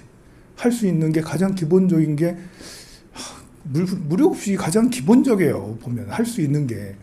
더 할 수 있는 것이 있겠지만, 이렇게 해외에 가가지고 이렇게 선교 활동 말고 이렇게 돕는 거, 구호 활동, 해외 구호 활동을 하니까 이게 참 쉽지가 않아. 어떤 스님 보니까 네팔에 가가지고 뭐 학교도 세우고, 미얀마 학교도 세우고, 우물도 만들어 아프리카 이런 데 가서 뭐 하시더라고요. 좀 부럽더라고. 나도 그러고 싶더라고, 이렇게.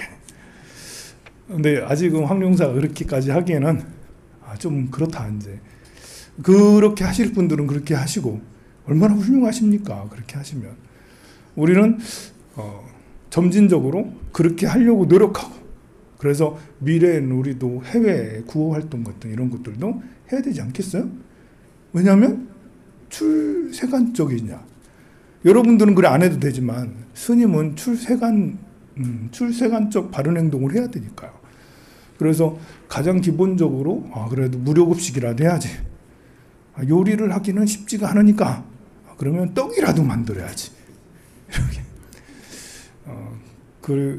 그래서 앞으로 불사는 또 이렇게 해야지. 저는 또 이런 생각을 가지고 있고, 수행과 또 중생구제를 위해서 노력하는 것, 이런 것이 출세관적 바른 행동이라고 저는 생각을 해요.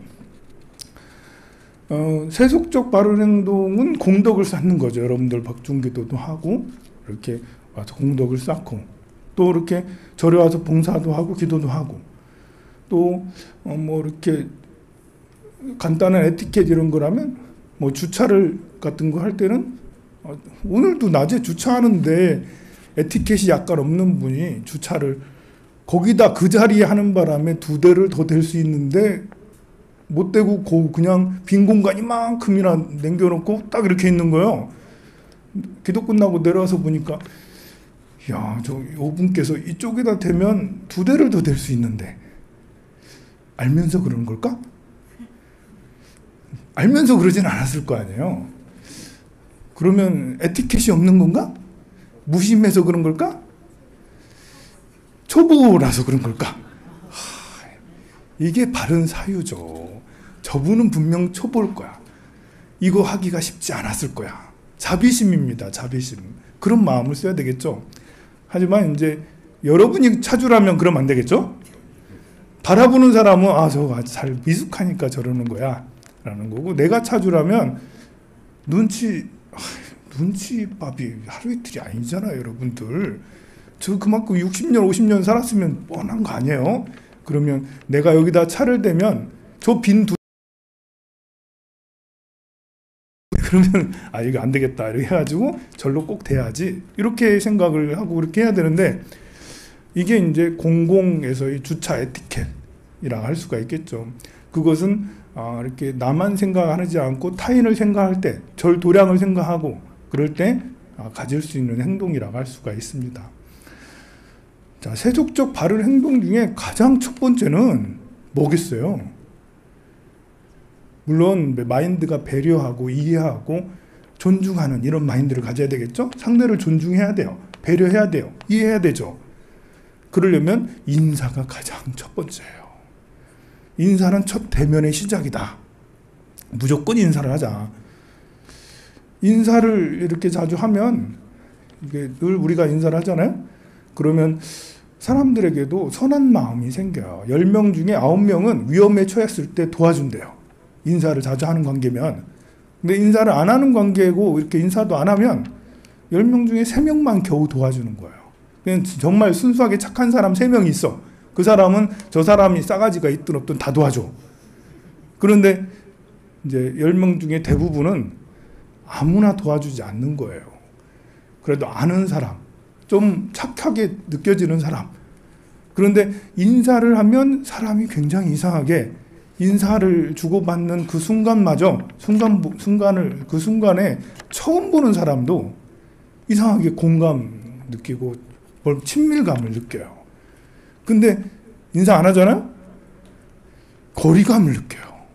이상해. 사람들의 마음이 이상해요. 그래서 근데 또 인사는 습관이거든요. 인사 안 하는 습관을 들인 사람은 참 세상 살기가 힘들어. 왜냐하면 본인도 알거든. 영 이상하지 않은 사람이면 몰라도 뭔가 불편해. 그래서 뭔가 불편한 거를 자꾸 이렇게 마음으로 그래 괜찮아 뭐 인사 내가 꼭 해야 돼? 뭐 그러고 사는 거지 뭐 그렇게 자꾸 그런 마음을 가져요. 이게 사실 더 불편한 거거든요. 인사를 하고 나면 서로 편하고 그런 생각 없고 아무 거리낌 없어지는데, 인사 안 하고 나니까 어색하니까 이 생각이 훨씬 더 많아지는 거예요. 단순하지가 않아요. 인사를 안 하게 되면. 그래서 인사를 하면 도움도 쉽게 받을 수도 있고 도움도 주기도 쉽고 그렇습니다.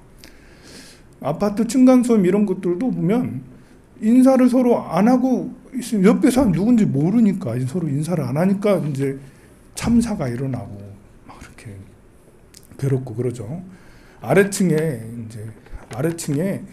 정말 이상한 사람이 인사를 해도 안 받는 사람이 있어요. 보면 인사를 해도 안 받을 경우는 어떻게 해야 되죠? 어떻게 하긴 또 해야지. 할 때 인사 계속 하는 거예요. 만날 때마다 계속 인사를. 여러분들 인사 상대가 안 받는다고 삐지지 마세요. 그 사람이 심각한 정신 문제가 있을 수도 있고, 그 사람이 화나가 있을 수도 있고, 그 사람이 어쨌든 나를 이상하게 생각할 수도 있고, 어쨌든 뭐 할 수도 있어요. 그렇지만 나는 그냥 또 인사하고 하는 거예요. 상대방이 인사 안 한다고 여러분들 머리 싹 너무 그런데 눈치는 쓰면 안 돼요. 그런데 눈치 볼 필요 없어요. 그냥 인사 안 하면 안 하는구나 하고 다음에 또 만나면 또 받고 또 하고 또 하고 그러면 되지. 왜 저 사람 인사를 안 하지? 뭐 이렇게 해서 이런 때는 머리를 쓰면 골치 아프고 힘드니까 우리가 때로는 아예 그 사람이 왜 늦었는지, 왜 거짓말을 하는지, 왜 이상한 행동을 하는지 그냥 안 물어보고 그냥 냅두는 것도 나쁘지 않아요. 그런데 꼭 캐묻고 꼭 궁금해하고 이럴까 저럴까 공부 안 하니까 수행 안 하니까요. 그럴 시간에 관세음보살 한 번 더 하세요. 시간이 너무 아깝습니다. 그래서 인사는 상대방에 대한 친절과 존경심 또 감동이자 또 내가 인사를 잘하면 이제 돈 버는 사람한테는 매출로 이어진대요. 이 미국의 한 대학에서 CEO들한테 설문조사를 했대요. 예시 면문하고 93%가 이런 대답을 했대요. 자기가 성공한 첫 번째 이유는 매너였다. 나는 매너로서 승부를 한 것 같다. 매너가 좋아서 그래서 신뢰를 얻고 또 인상이 좋고 또 이제 이렇게 관계가 좋아지니까 그래서 주문이 넘치고 또 장사도 잘 되고 결국 CEO들이 성공할 수 있었던 요건은 매너였다. 라고 그렇게 대답을 했어요. 정말 매너는 진짜 중요한 것 같습니다. 인사는 누가 먼저 해야 될까요? 인사는 누가 먼저 해야죠? 높은 사람이 해야 될까요? 낮은 사람이 해야 될까요? 내가 먼저 하는 거예요. 누구라 할 게 없어요. 인사는 내가 먼저. 이게 참 그런 마인드를 가져야 돼요. 머릿속에서 이렇게 나는 이제 이렇게 모두 다 그렇게 아는 줄 알았는데 아니더라고요. 모르고 하는 사람들이 많아요. 저는 어렸을 때 상대에게 인사하는 걸 굉장히 어색하게 생각했고 굳이 우리가 살아가면서 인사가 꼭 필요해? 제가 약간 철학적 사유를 했던 청소년기가 있었거든요. 그래서 그런 것도 나름 철학적 사유를 해서 뭐 우리 살아가는데 인간이 살아가는데 뭐 인사 같은 게 필요하냐? 맨날 또 오늘 보고 또 내일 보고 또 보고 하는데 뭐 하려고 인사를 해? 그냥 살면 되지. 귀찮게. 계속 인사를 하는 거 너무 좀 그렇지 않아? 이렇게 생각을 했었는데 참 바보 같은 생각인 거예요. 그냥 인사하고 나면 나도 행복하고 상대도 행복하고 모두 다 좋은데 나는 혼자만 고민해가지고 인사하는 상황 있잖아. 인사하면서도 꼭 내가 인사를 또 해야 선배 만나면 훨씬 인사를 근데 대단히 잘못됐더라고요. 인사는 내가 먼저 해야 된다. 절에 와서도 한참 지나서 이제 특히 이렇게 포교를 하니까 더 인사가 꼭 해야 되는구나 이런 생각을 가졌어요. 그리고 이제 특히 만초 스님 보면서 저렇게 해야 되는구나 이러면서 만초 스님 정말 대단하시더라고. 열린 마음으로 먼저 다가서 우리는 여기 보살님들 이렇게 계시잖아요. 거사님도 계시고 거사님한테 이렇게 가가지고 할 때 난 눈치를 봐요. 이렇게 이분한테 해도 되나?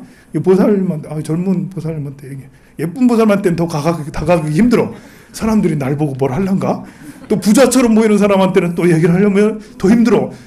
저 스님 부자만 가져가나?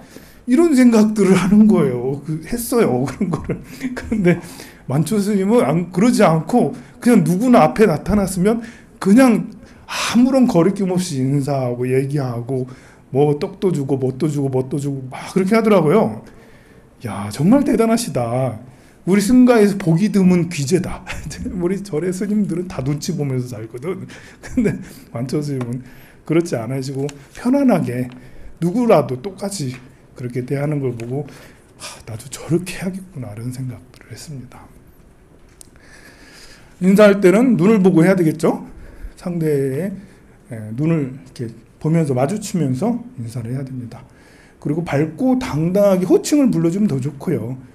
이름을 알면 뭐 이렇게 누구누구 보살님, 뭐 자연경 보살님, 관음신 보살님, 수인양 보살님, 뭐 청정행 보살님 이런 것처럼 보살님이라고 무슨 보살님이라고 하면서 반갑습니다 하면서 더 좋겠죠. 또 밝고 환하게 인사하는 게 좋아요. 기어가는 목소리로 해서는 안 되겠죠. 여러분들 다 알아요. 이거를 알지만 다시 한번 이야기를 서로 하자고요. 우리 절에서도 인사를 이렇게 저는 이제 될 수 있으면 볼 때마다 항상 인사를 하려고 노력해요.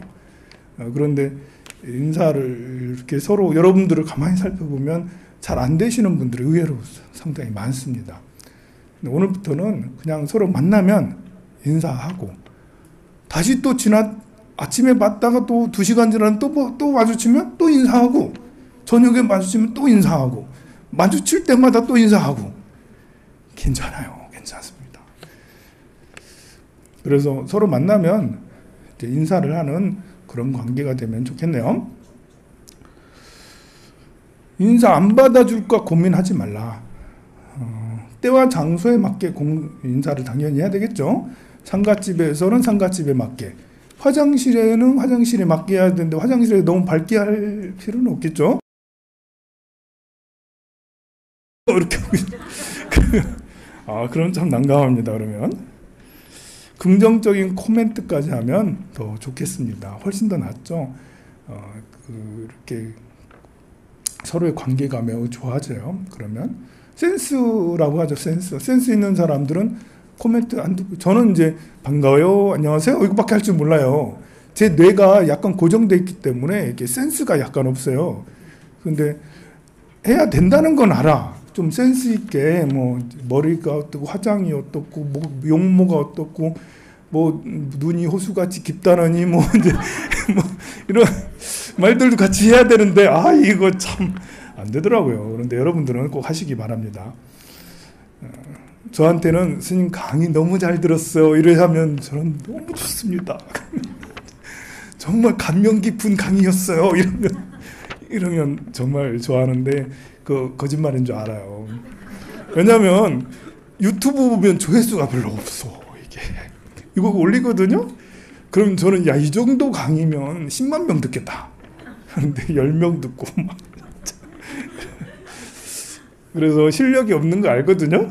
하지만 여러분들이 제가 좋아한다고 얘기했잖아요, 공개적으로. 그러면 스님 나중에 이제 스님 어제 강의 완전 지렸어요. 이렇게 스님 막 킹왕짱이에요. 그러면서 그렇게 해주신다면 제가 강의 실력이 점점 좋아지지 않을까. 또 안 하는 이만 못한 인사가 있어요. 그건 지나가면서 슬쩍 하는 이런 인사라든지, 우리 여기 요스님 우리 여기 벽안 스님이 인사를 참 괴상하게 하시거든요. 벽안 스님 처음에 오셨을 때 이제 아미타파 이러면서 볼 때마다 스님 인사법이에요. 아미타파 볼 때마다 아미타파 이러는데, 이제 아미타파가 사실 좋죠. 이제 아미타불이니까 나무 아미타불 인사만 하면 좋잖아요. 전에 이제 이렇게 우학 스님의 한국불교대학 이렇게 견학도 몇 번 갔었는데, 그때 보살님들이 지나칠 때마다 나무 관세음보살 뭐 저를 마주쳐도 신도들을 봐도 관세음보살 인사를 관세음보살로 하더라고요. 굉장히 이렇게 따뜻하고 좋았어요. 관세음보살로 안녕하십니까 이렇게 안 하고 그냥 관세음보살로 하니까 그 분위기가 되게 좋았거든요. 스님이 그걸 생각을 하시는지 계속 아미타파 그런데 그게 스님의 느낌은 그런 따뜻한 느낌이 아니고 약간 폭력을 행사하는 듯한 괴상한 느낌. 그래서 스님한테 아미타파 하지 말라고 제가 몇 달 지나서 말씀드렸거든요. 그랬더니 그 다음 그 다음부터는 엄마니 만매요. 지금도 엄마니 만매음이라고 하세요. 올 때마다 이제 엄마니 만매음. 한 번씩 커피도 사오시면서 엄마니 만매음. 무슨 빵이나 과자 사오시면서 엄마니 만매음 이러면서 엄마니 만매음. 이렇게 마음씨야 선하고 훌륭하신데 그냥 이제 안녕하세요 이렇게 반갑습니다 이렇게 하면 되는데, 스님 그 목소리 톤이 이제 이렇게 걸걸하니 또 그러시거든요. 그 살살 하는 그런 이제 상냥한 목소리 톤이면 그 소리가 듣기 좋을 텐데, 이렇게 스님 하시는 말씀이 자기 엄마도 자기를 싫어한대. 자기 누님이고 엄마고 다 싫어한대. 여자들이나 여자는 다 싫어한다면서. 자, 그래서 그런 경우 간혹가다 있습니다. 안 하는 일만 못한 인사, 눈 마주침 없이 하는 그런 인사도 그렇고요. 또 할까 말, 그리고 처음에 인사를 제대로 확실하게 해놨어야 되는데 내가 인사했는데 스님이 바빠가지고 인사한 걸 못 봤어. 아니면 인사를 할 뭔가 시간이 아니라 놓쳤어. 그 다음부터는 계속 있기가 불편하고 만날기가 좀 불편해. 인사를 아까 분명히 했는데 안 한 것 같기도 하고 뭐 한 것 같기도 하고 좀 그래서 심지어는 이제 이렇게 절이니까 좀 덜하지만 공공기관에 큰 데는 사장님한테 인사를 제대로 안 한 다음에는 그 다음부터는 사장님을 피해 다녀. 어디서 마주칠까 봐 겁나가지고 돌아가기도 하고 뭐 하기도 하고. 그래서 인사라는 게 이렇게 참 예민할 땐 굉장히 예민해서 타이밍을 잘 맞춰서 이렇게 그게 되지 않았을까 싶을 때는 빨리 달려가서 다시 또 인사하면 되는데 그 타임 놓치고 나면 그 다음부터는 또 애매해지게 마련이거든요. 그래서 그런 인사도 있다. 내가 앉아있을 때 누가 왔을 때는 일어서서 인사를 하는 게 좋고요. 인사 받았을 때 같이 해주는 거 정말 에티켓 중에 하나죠. 같이 해주는 거. 좀 큰 소리로 해주시면 좋습니다. 인사도 큰 소리로 해야 되지만 받는 인사도 큰 소리로 인사를 해주는 게 오해가 없고 그렇습니다. 인사 안 받아주면 진짜 복 나가요. 감정을 담아서 인사를 하는 게 좋아요. 빗길 조심하세요. 안전운행하세요. 뭐 하세요. 이러면서 가시를 할 때 안녕히 가세요. 함께 하는 거 해야 되겠죠. 그리고 여기 나와 있는 안녕하십니까 좋은 아침입니다 할 때 좀 큰 소리로 밝고 환하게 하라는 그런 뜻입니다. 안녕히 가세요, 안전운행하세요 이런 것들도 밝고 환하게 하라고. 그렇게 하고 있나요? 잘 하고 있나요? 아닌 것 같아. 열심히 좀 하세요. 열심히. 인사를 하면 이상하게 여기도 나오지만 인사는 나를 낮추는 것이 아니고요. 상대방으로 하여금 나를 존중받게 하는 거예요. 옛날에는 이제 이렇게 사장님이 인사 안 하고 이제 그 직원 인사할 때까지 기다리고 또 아버지, 어머니, 할머니, 할아버지와 아들, 딸들이 손주까지 인사할 때까지 기다리고 또 이렇게 하고 있으면 지금은 아니죠. 그건 이제 충효가 있을 때는 그냥 아래 사람들이 다 하는 게 당연했지만 지금은 뭔 인사를 기다리고 있다면 그거 같은 꼰대가 없어요. 또 상대에게 인사 안 한다고 뭐라고 하는 거 진짜 꼰대거든요. 그래서 우리가 이런 에티켓은 배우고 올바른 행동은 배워야 되겠지만 상대에게 요구할 필요는 없어요. 정말 요구하고 싶다면 말하지 말고 이거 갖다 줘. 이거 갖다가 붙여놔. 막 이렇게 읽으라고 붙여놓고 이렇게 이걸 선물로 주거나 이렇게 해야 되겠죠. 아니면 유튜브에 이제 좋은 강의 같은 것을 선물로 이렇게 문자로 전해주든지. 아, 이것도 꼰대인가? 그래서 인사는 나를 낮추는 게 아니에요. 내가 존중받으려면 인사를 해야 되겠죠. 내가 존중받는 가장 기본적인 가장 쉬운 방법이에요. 여러분들이 어디 가서 상대에게 존중을 받으려면 사실 존중받는다는 게 인격이 높아야 되잖아. 누구한테 존중받으려면 존경할 만한 사람이 돼야 되니까. 그런데 가장 값싸게 존중받을 수 있는 것은 인사예요. 인사를 하면 상대가 나를 존중해줘요. 그냥 사람들이 그냥 존중해줘. 그러니 인사가 그만큼 중요해요. 그리고 인사를 하면 인상이 바뀌어요. 인상이 좋아져. 제가 인사를 열심히 하는 이유는 인상이 좋아지기 위해서 열심히 하는 거예요. 인상이 좋아지면 인생이 바뀌어요. 장사 못하는 사람도 장사 잘하게 되고 요리 못하는 사람도 요리를 잘하게 돼요. 인사를 하면 남들이 나를 잘 도와주기도 하고요. 자, 경전에서 나오는 이제 바른 행동은 파괴적인 행동을 멈추는 거예요. 살생, 도둑질, 음행, 음주 등을 멈추죠. 자, 올바른 견해는 윤회에서 벗어나는 우리가 고통의 바다, 이 고통의 고성제의 진리, 고통의 바다에서 벗어나는 것이에요.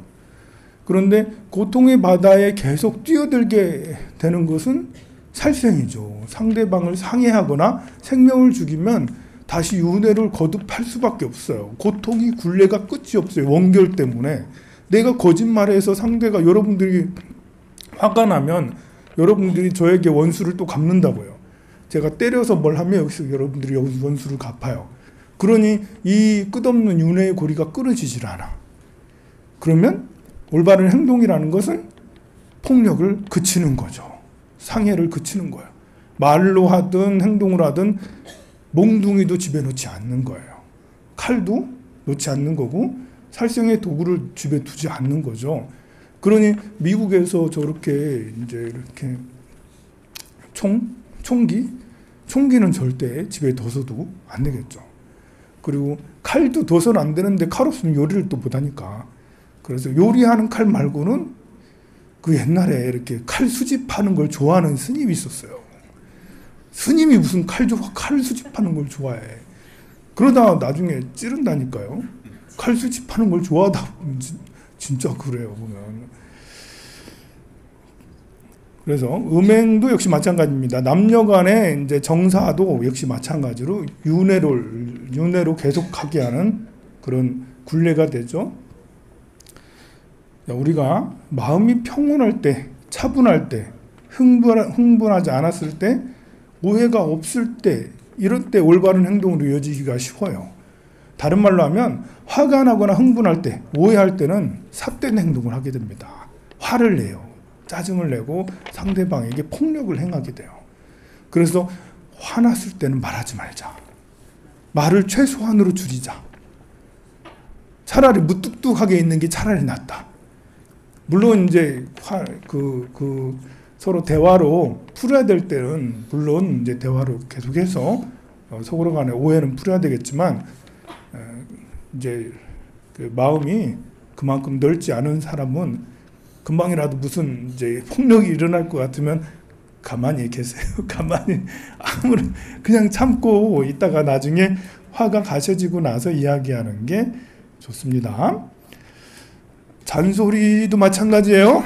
예, 잔소리 같은 말이 나올 것 같으면 당장 입을 막으세요. 자식에게 잔소리하는 것만큼 나쁜 엄마는 없습니다.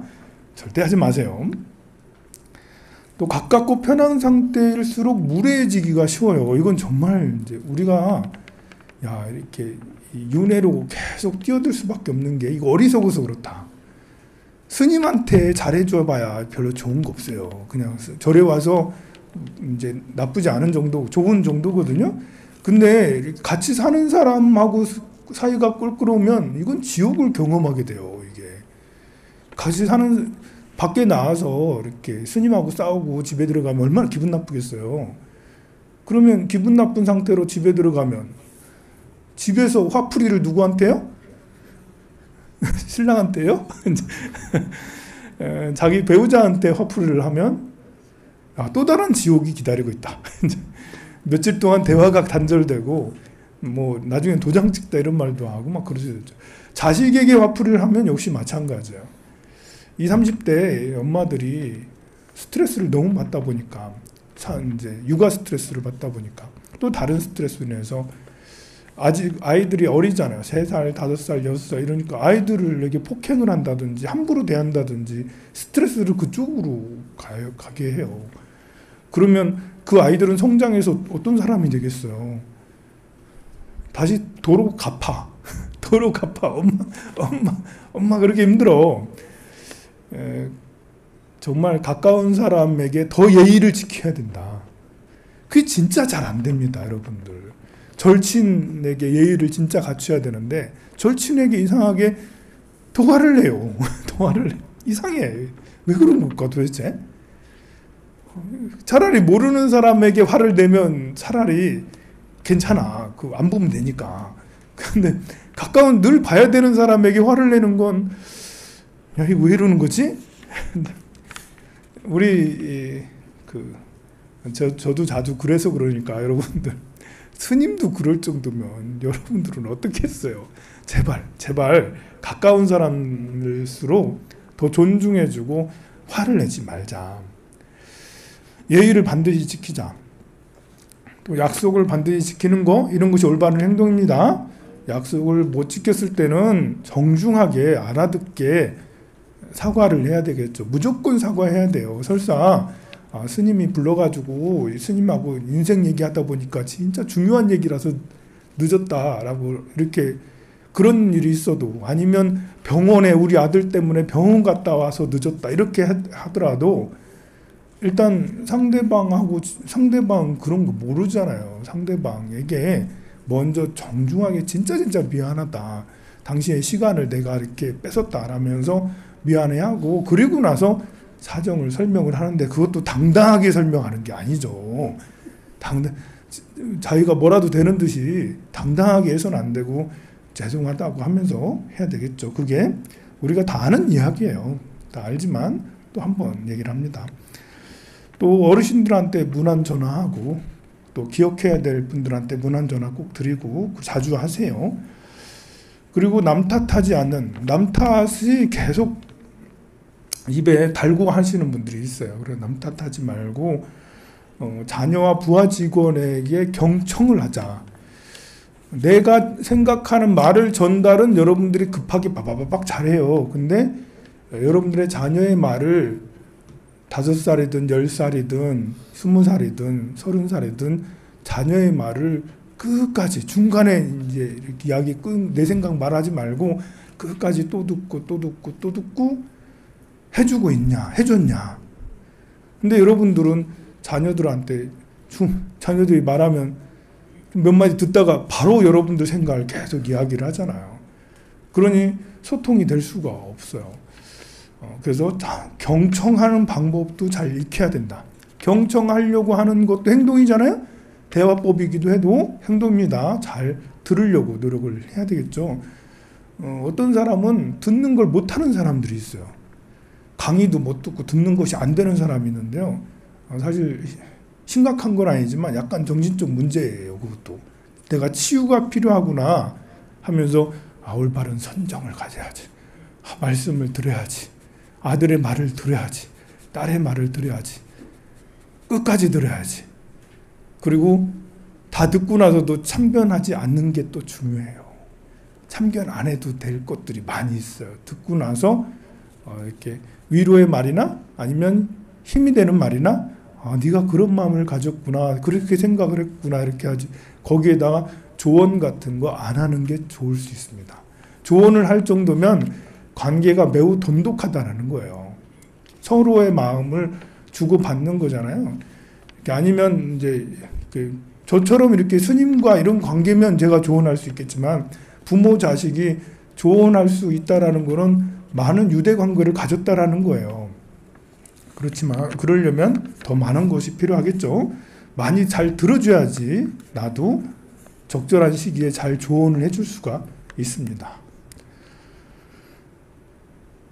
자, 선을 지키는 거, 이런 에티켓이 참 중요하긴 한데, 이런 거 계속 생각을 하다 보면 말을 아예 못해요. 그렇지만 때로는 실패할 때도 있지만 농담도 잘하고 잘 웃고 리액션 같은 게 중요하죠.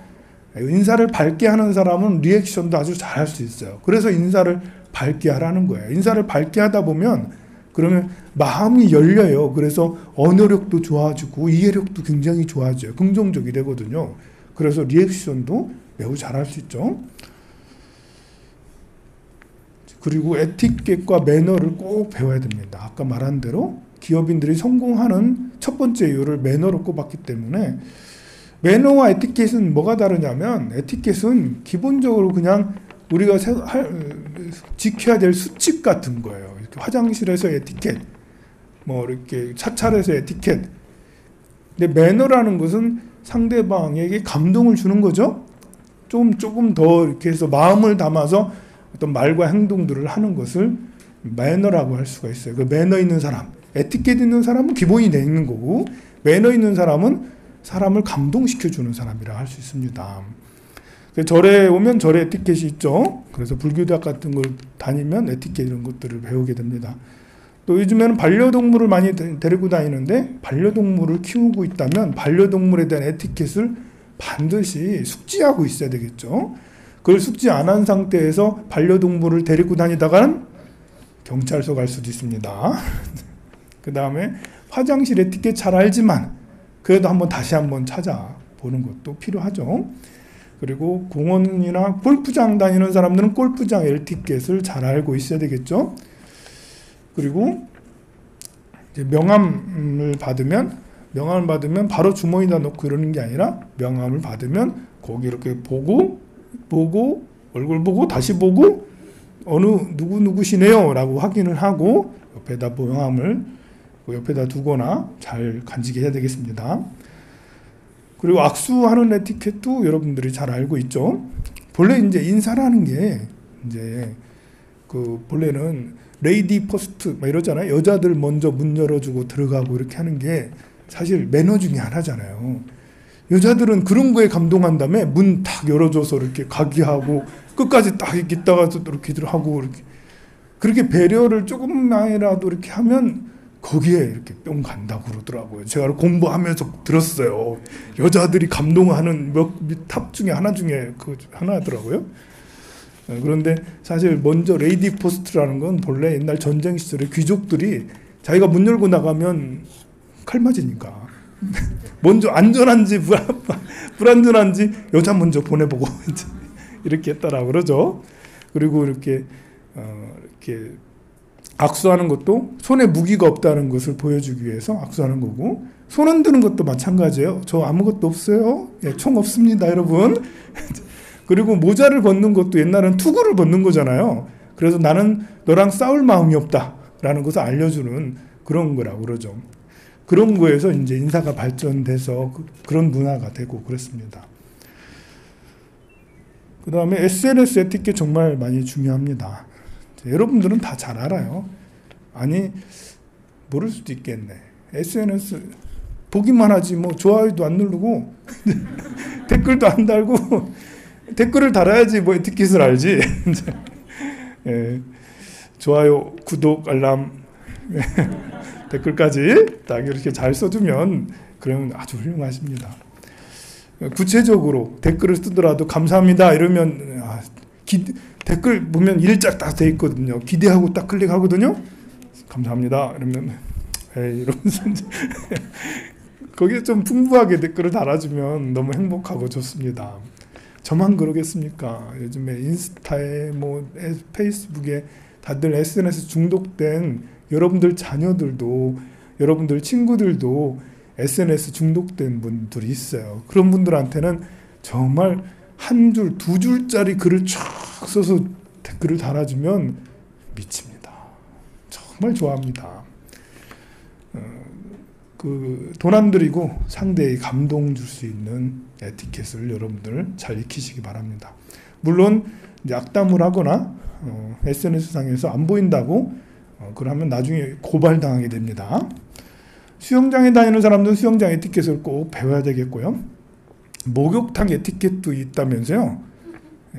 목욕탕을 잘 안 다니는 나로서는 잘 모르겠어요. 자, 실수했을 때는 빨리빨리 인정하고 이제 상대에게 사과를 먼저 바로 해야 될 것 같습니다. 자, 진리 분별경이 이렇게 나옵니다. 보시오. 정업이란 무엇인가? 살생하지 않는 것, 훔치지 않는 것, 사음하지 않는 것이다. 살생을 떠나고 삼간다. 몽둥이를 버리고 칼을 버리고 부끄러워하고 자비로워서 모든 중생을 가엾게 여긴다. 투도를 떠나고 삼간다. 숲이나 마을에서나 숲에 있는 다른 사람들의 재산을 훔치지 않는다. 사음을 떠나고 삼간다. 어머니, 아버지, 형제, 자매, 친족의 보호를 받고 있거나 혼인했거나 주인이 있거나 법의 보호를 받거나 약혼 표시에 화관을 쓴 여인과 음행하지 않는다. 이런 것이 경전에 실려져 있습니다. 정말 이제 사과하지 않아야 될 경우도 있는데요. 죄책감을 이용해 억지로 잘못을 만들거나 그렇게 말하거나 그런 게 있어요. 정치인들도 그렇더라고. 후쿠시마 오염수 이런 거 괴담이라고 말하면 짜증나고 그래요. 이렇게 정치 얘기를 하면 싫어하는 사람이 많아가지고 안 할게요. 자, 복 나가는 천박한 말과 행동이 있어요. 다 동의하진 않지만 그래도 여기서 이렇게 찾다 보니까 이제 우학 스님 이걸 또 정리를 잘 해주셨더라고요. 우학 스님이 하시는 말씀에 한숨 쉬지 말라고, 습관적으로 한숨 쉬지 말라고. 그럼 복 나간대. 저 습관적으로 한숨 많이 쉬는데. 저는 한숨 정말 많이 쉬거든요. 1시간에 한 번, 2 이상씩 막 쉬어요. 막. 저는 굉장히 긍정적인 사람인데도 이제 이상하게 한숨이 자꾸 나오더라고요. 그래서 내가 전생에 뭐 잘못했나. 그래서 삶의 압박감이라는 게 있나 나한테? 꿈을 꿔도 이렇게 도망다니는 꿈 자주 꾸거든요. 물이 막 넘어오고 막 이런 꿈 너무 이렇게 맨날 이렇게 그런 꿈 많이 꿔요. 떨어지는 꿈 많이 꿔요. 이렇게 날다가 푹 떨어져가지고 저 떨어지는 이런 거 있잖아요. 그래서 한숨도 많이 쉬는데요. 한숨 쉰다고 나 복 많은데 다리를 떨지 말라. 예. 복 나가나? 다리 떨면? 이런 말이 있잖아요. 옛날 고사에 어느 이제 관상가가 시골에 어디 지나가다가 이제 밤이 깊어가지고 정말 부자상이래. 그럼 근데 왜 이렇게 찌질이 가난하지? 계속 살펴봤더니 이상한, 이해가 안 된다. 그러는데 나중에 보니까 다리를 들들들들 떨더래. 그래가지고 잠자면서 들들들 떨더래.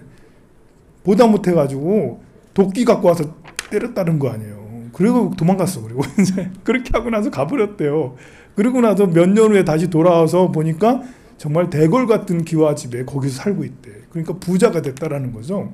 그래가지고 들어가가지고 내가 이래서 그렇게 해가지고 그랬다 했더니 그 사람이 하는 말에 처음에는 내가 인생에 왜 이런 일이 생겼냐 하면서 굉장히 괴로워했는데 지금 보니까 그렇군요 하면서 그랬다라는 거죠. 근데 사실 그러면 안 되는 거죠. 이제 아무리 관상가라 해더라도 사람의 다리 뭉댕이를 그렇게 이렇게 정말 그러면 안 되는 건데 옛날 고사다 보니까 그런 게 믿거나 말거나 합니다. 대화하면서 인상 쓰지 말고요. 밥을 억지로 맛없이 먹지 말라. 그런가요? 맛없이 먹지 말라나요? 수저로 밥상을 툭툭 치지 말라. 이런 게 믿나요? 툭툭 치는 사람이? 있다네요. 그러니까 하지 말라. 복 나간대요. 좋은 일 하는 사람을 빈정대고 그런 사람에게 빈정대고 험담하면 복 나가고요. 장소 관계치 않고 귀 후부이고 콧구멍 파. 제가 좀 그렇습니다. 제가 비염이 좀 있어서 코에 이물질이 정말 많이 껴요. 그래서 자주 파는데 알면서도 이렇게 코 훅 아무 데서나 풀고 내가 하는 건데 그리고 방구 아무 데서나 다 껴. 이것도 내가 하는 건데 제가 사실 예의가 별로 없습니다. 매너가 굉장히 꽝이거든요. 근데 이제 포교하면서 이런 것들을 정리해서 여러분들한테 알려주고 하다 보니까 그나마 조금 좋아진 게 이만큼인데 아직도 매너 없는 게 정말 많아요. 그런데도 이렇게 여러분들한테 이런 얘기 하는 거는 내가 잘해서 그런 게 아니라 같이 좀 고쳐나가자라는 의미에서 하는 겁니다. 그리고 흘끗흘끗 보지 말라. 여기에는 그런 사람이 잘 없습니다. 이제 근데 흘끗흘끗 이렇게 보는 게 어떤 느낌인지 알죠? 보면 정면으로 보세요. 이렇게 심지어 이제 뒤를 보는 것도 이렇게 해서 보는 게 아니고 몸을 다 돌려서 보는 거라고 우리 원효스님께서 그래 말씀을 하셨습니다. 그리고 문지방 앉지 말라. 지금은 문지방이 없어졌지만 문지방에 앉지 말아야 돼요. 그래도 많이 앉아도 되지 않나? 문지방에 이건 복이 나가나요 진짜? 책상 모서리에 뭐 이렇게 앉지 말라. 이것도 복이 나가나요?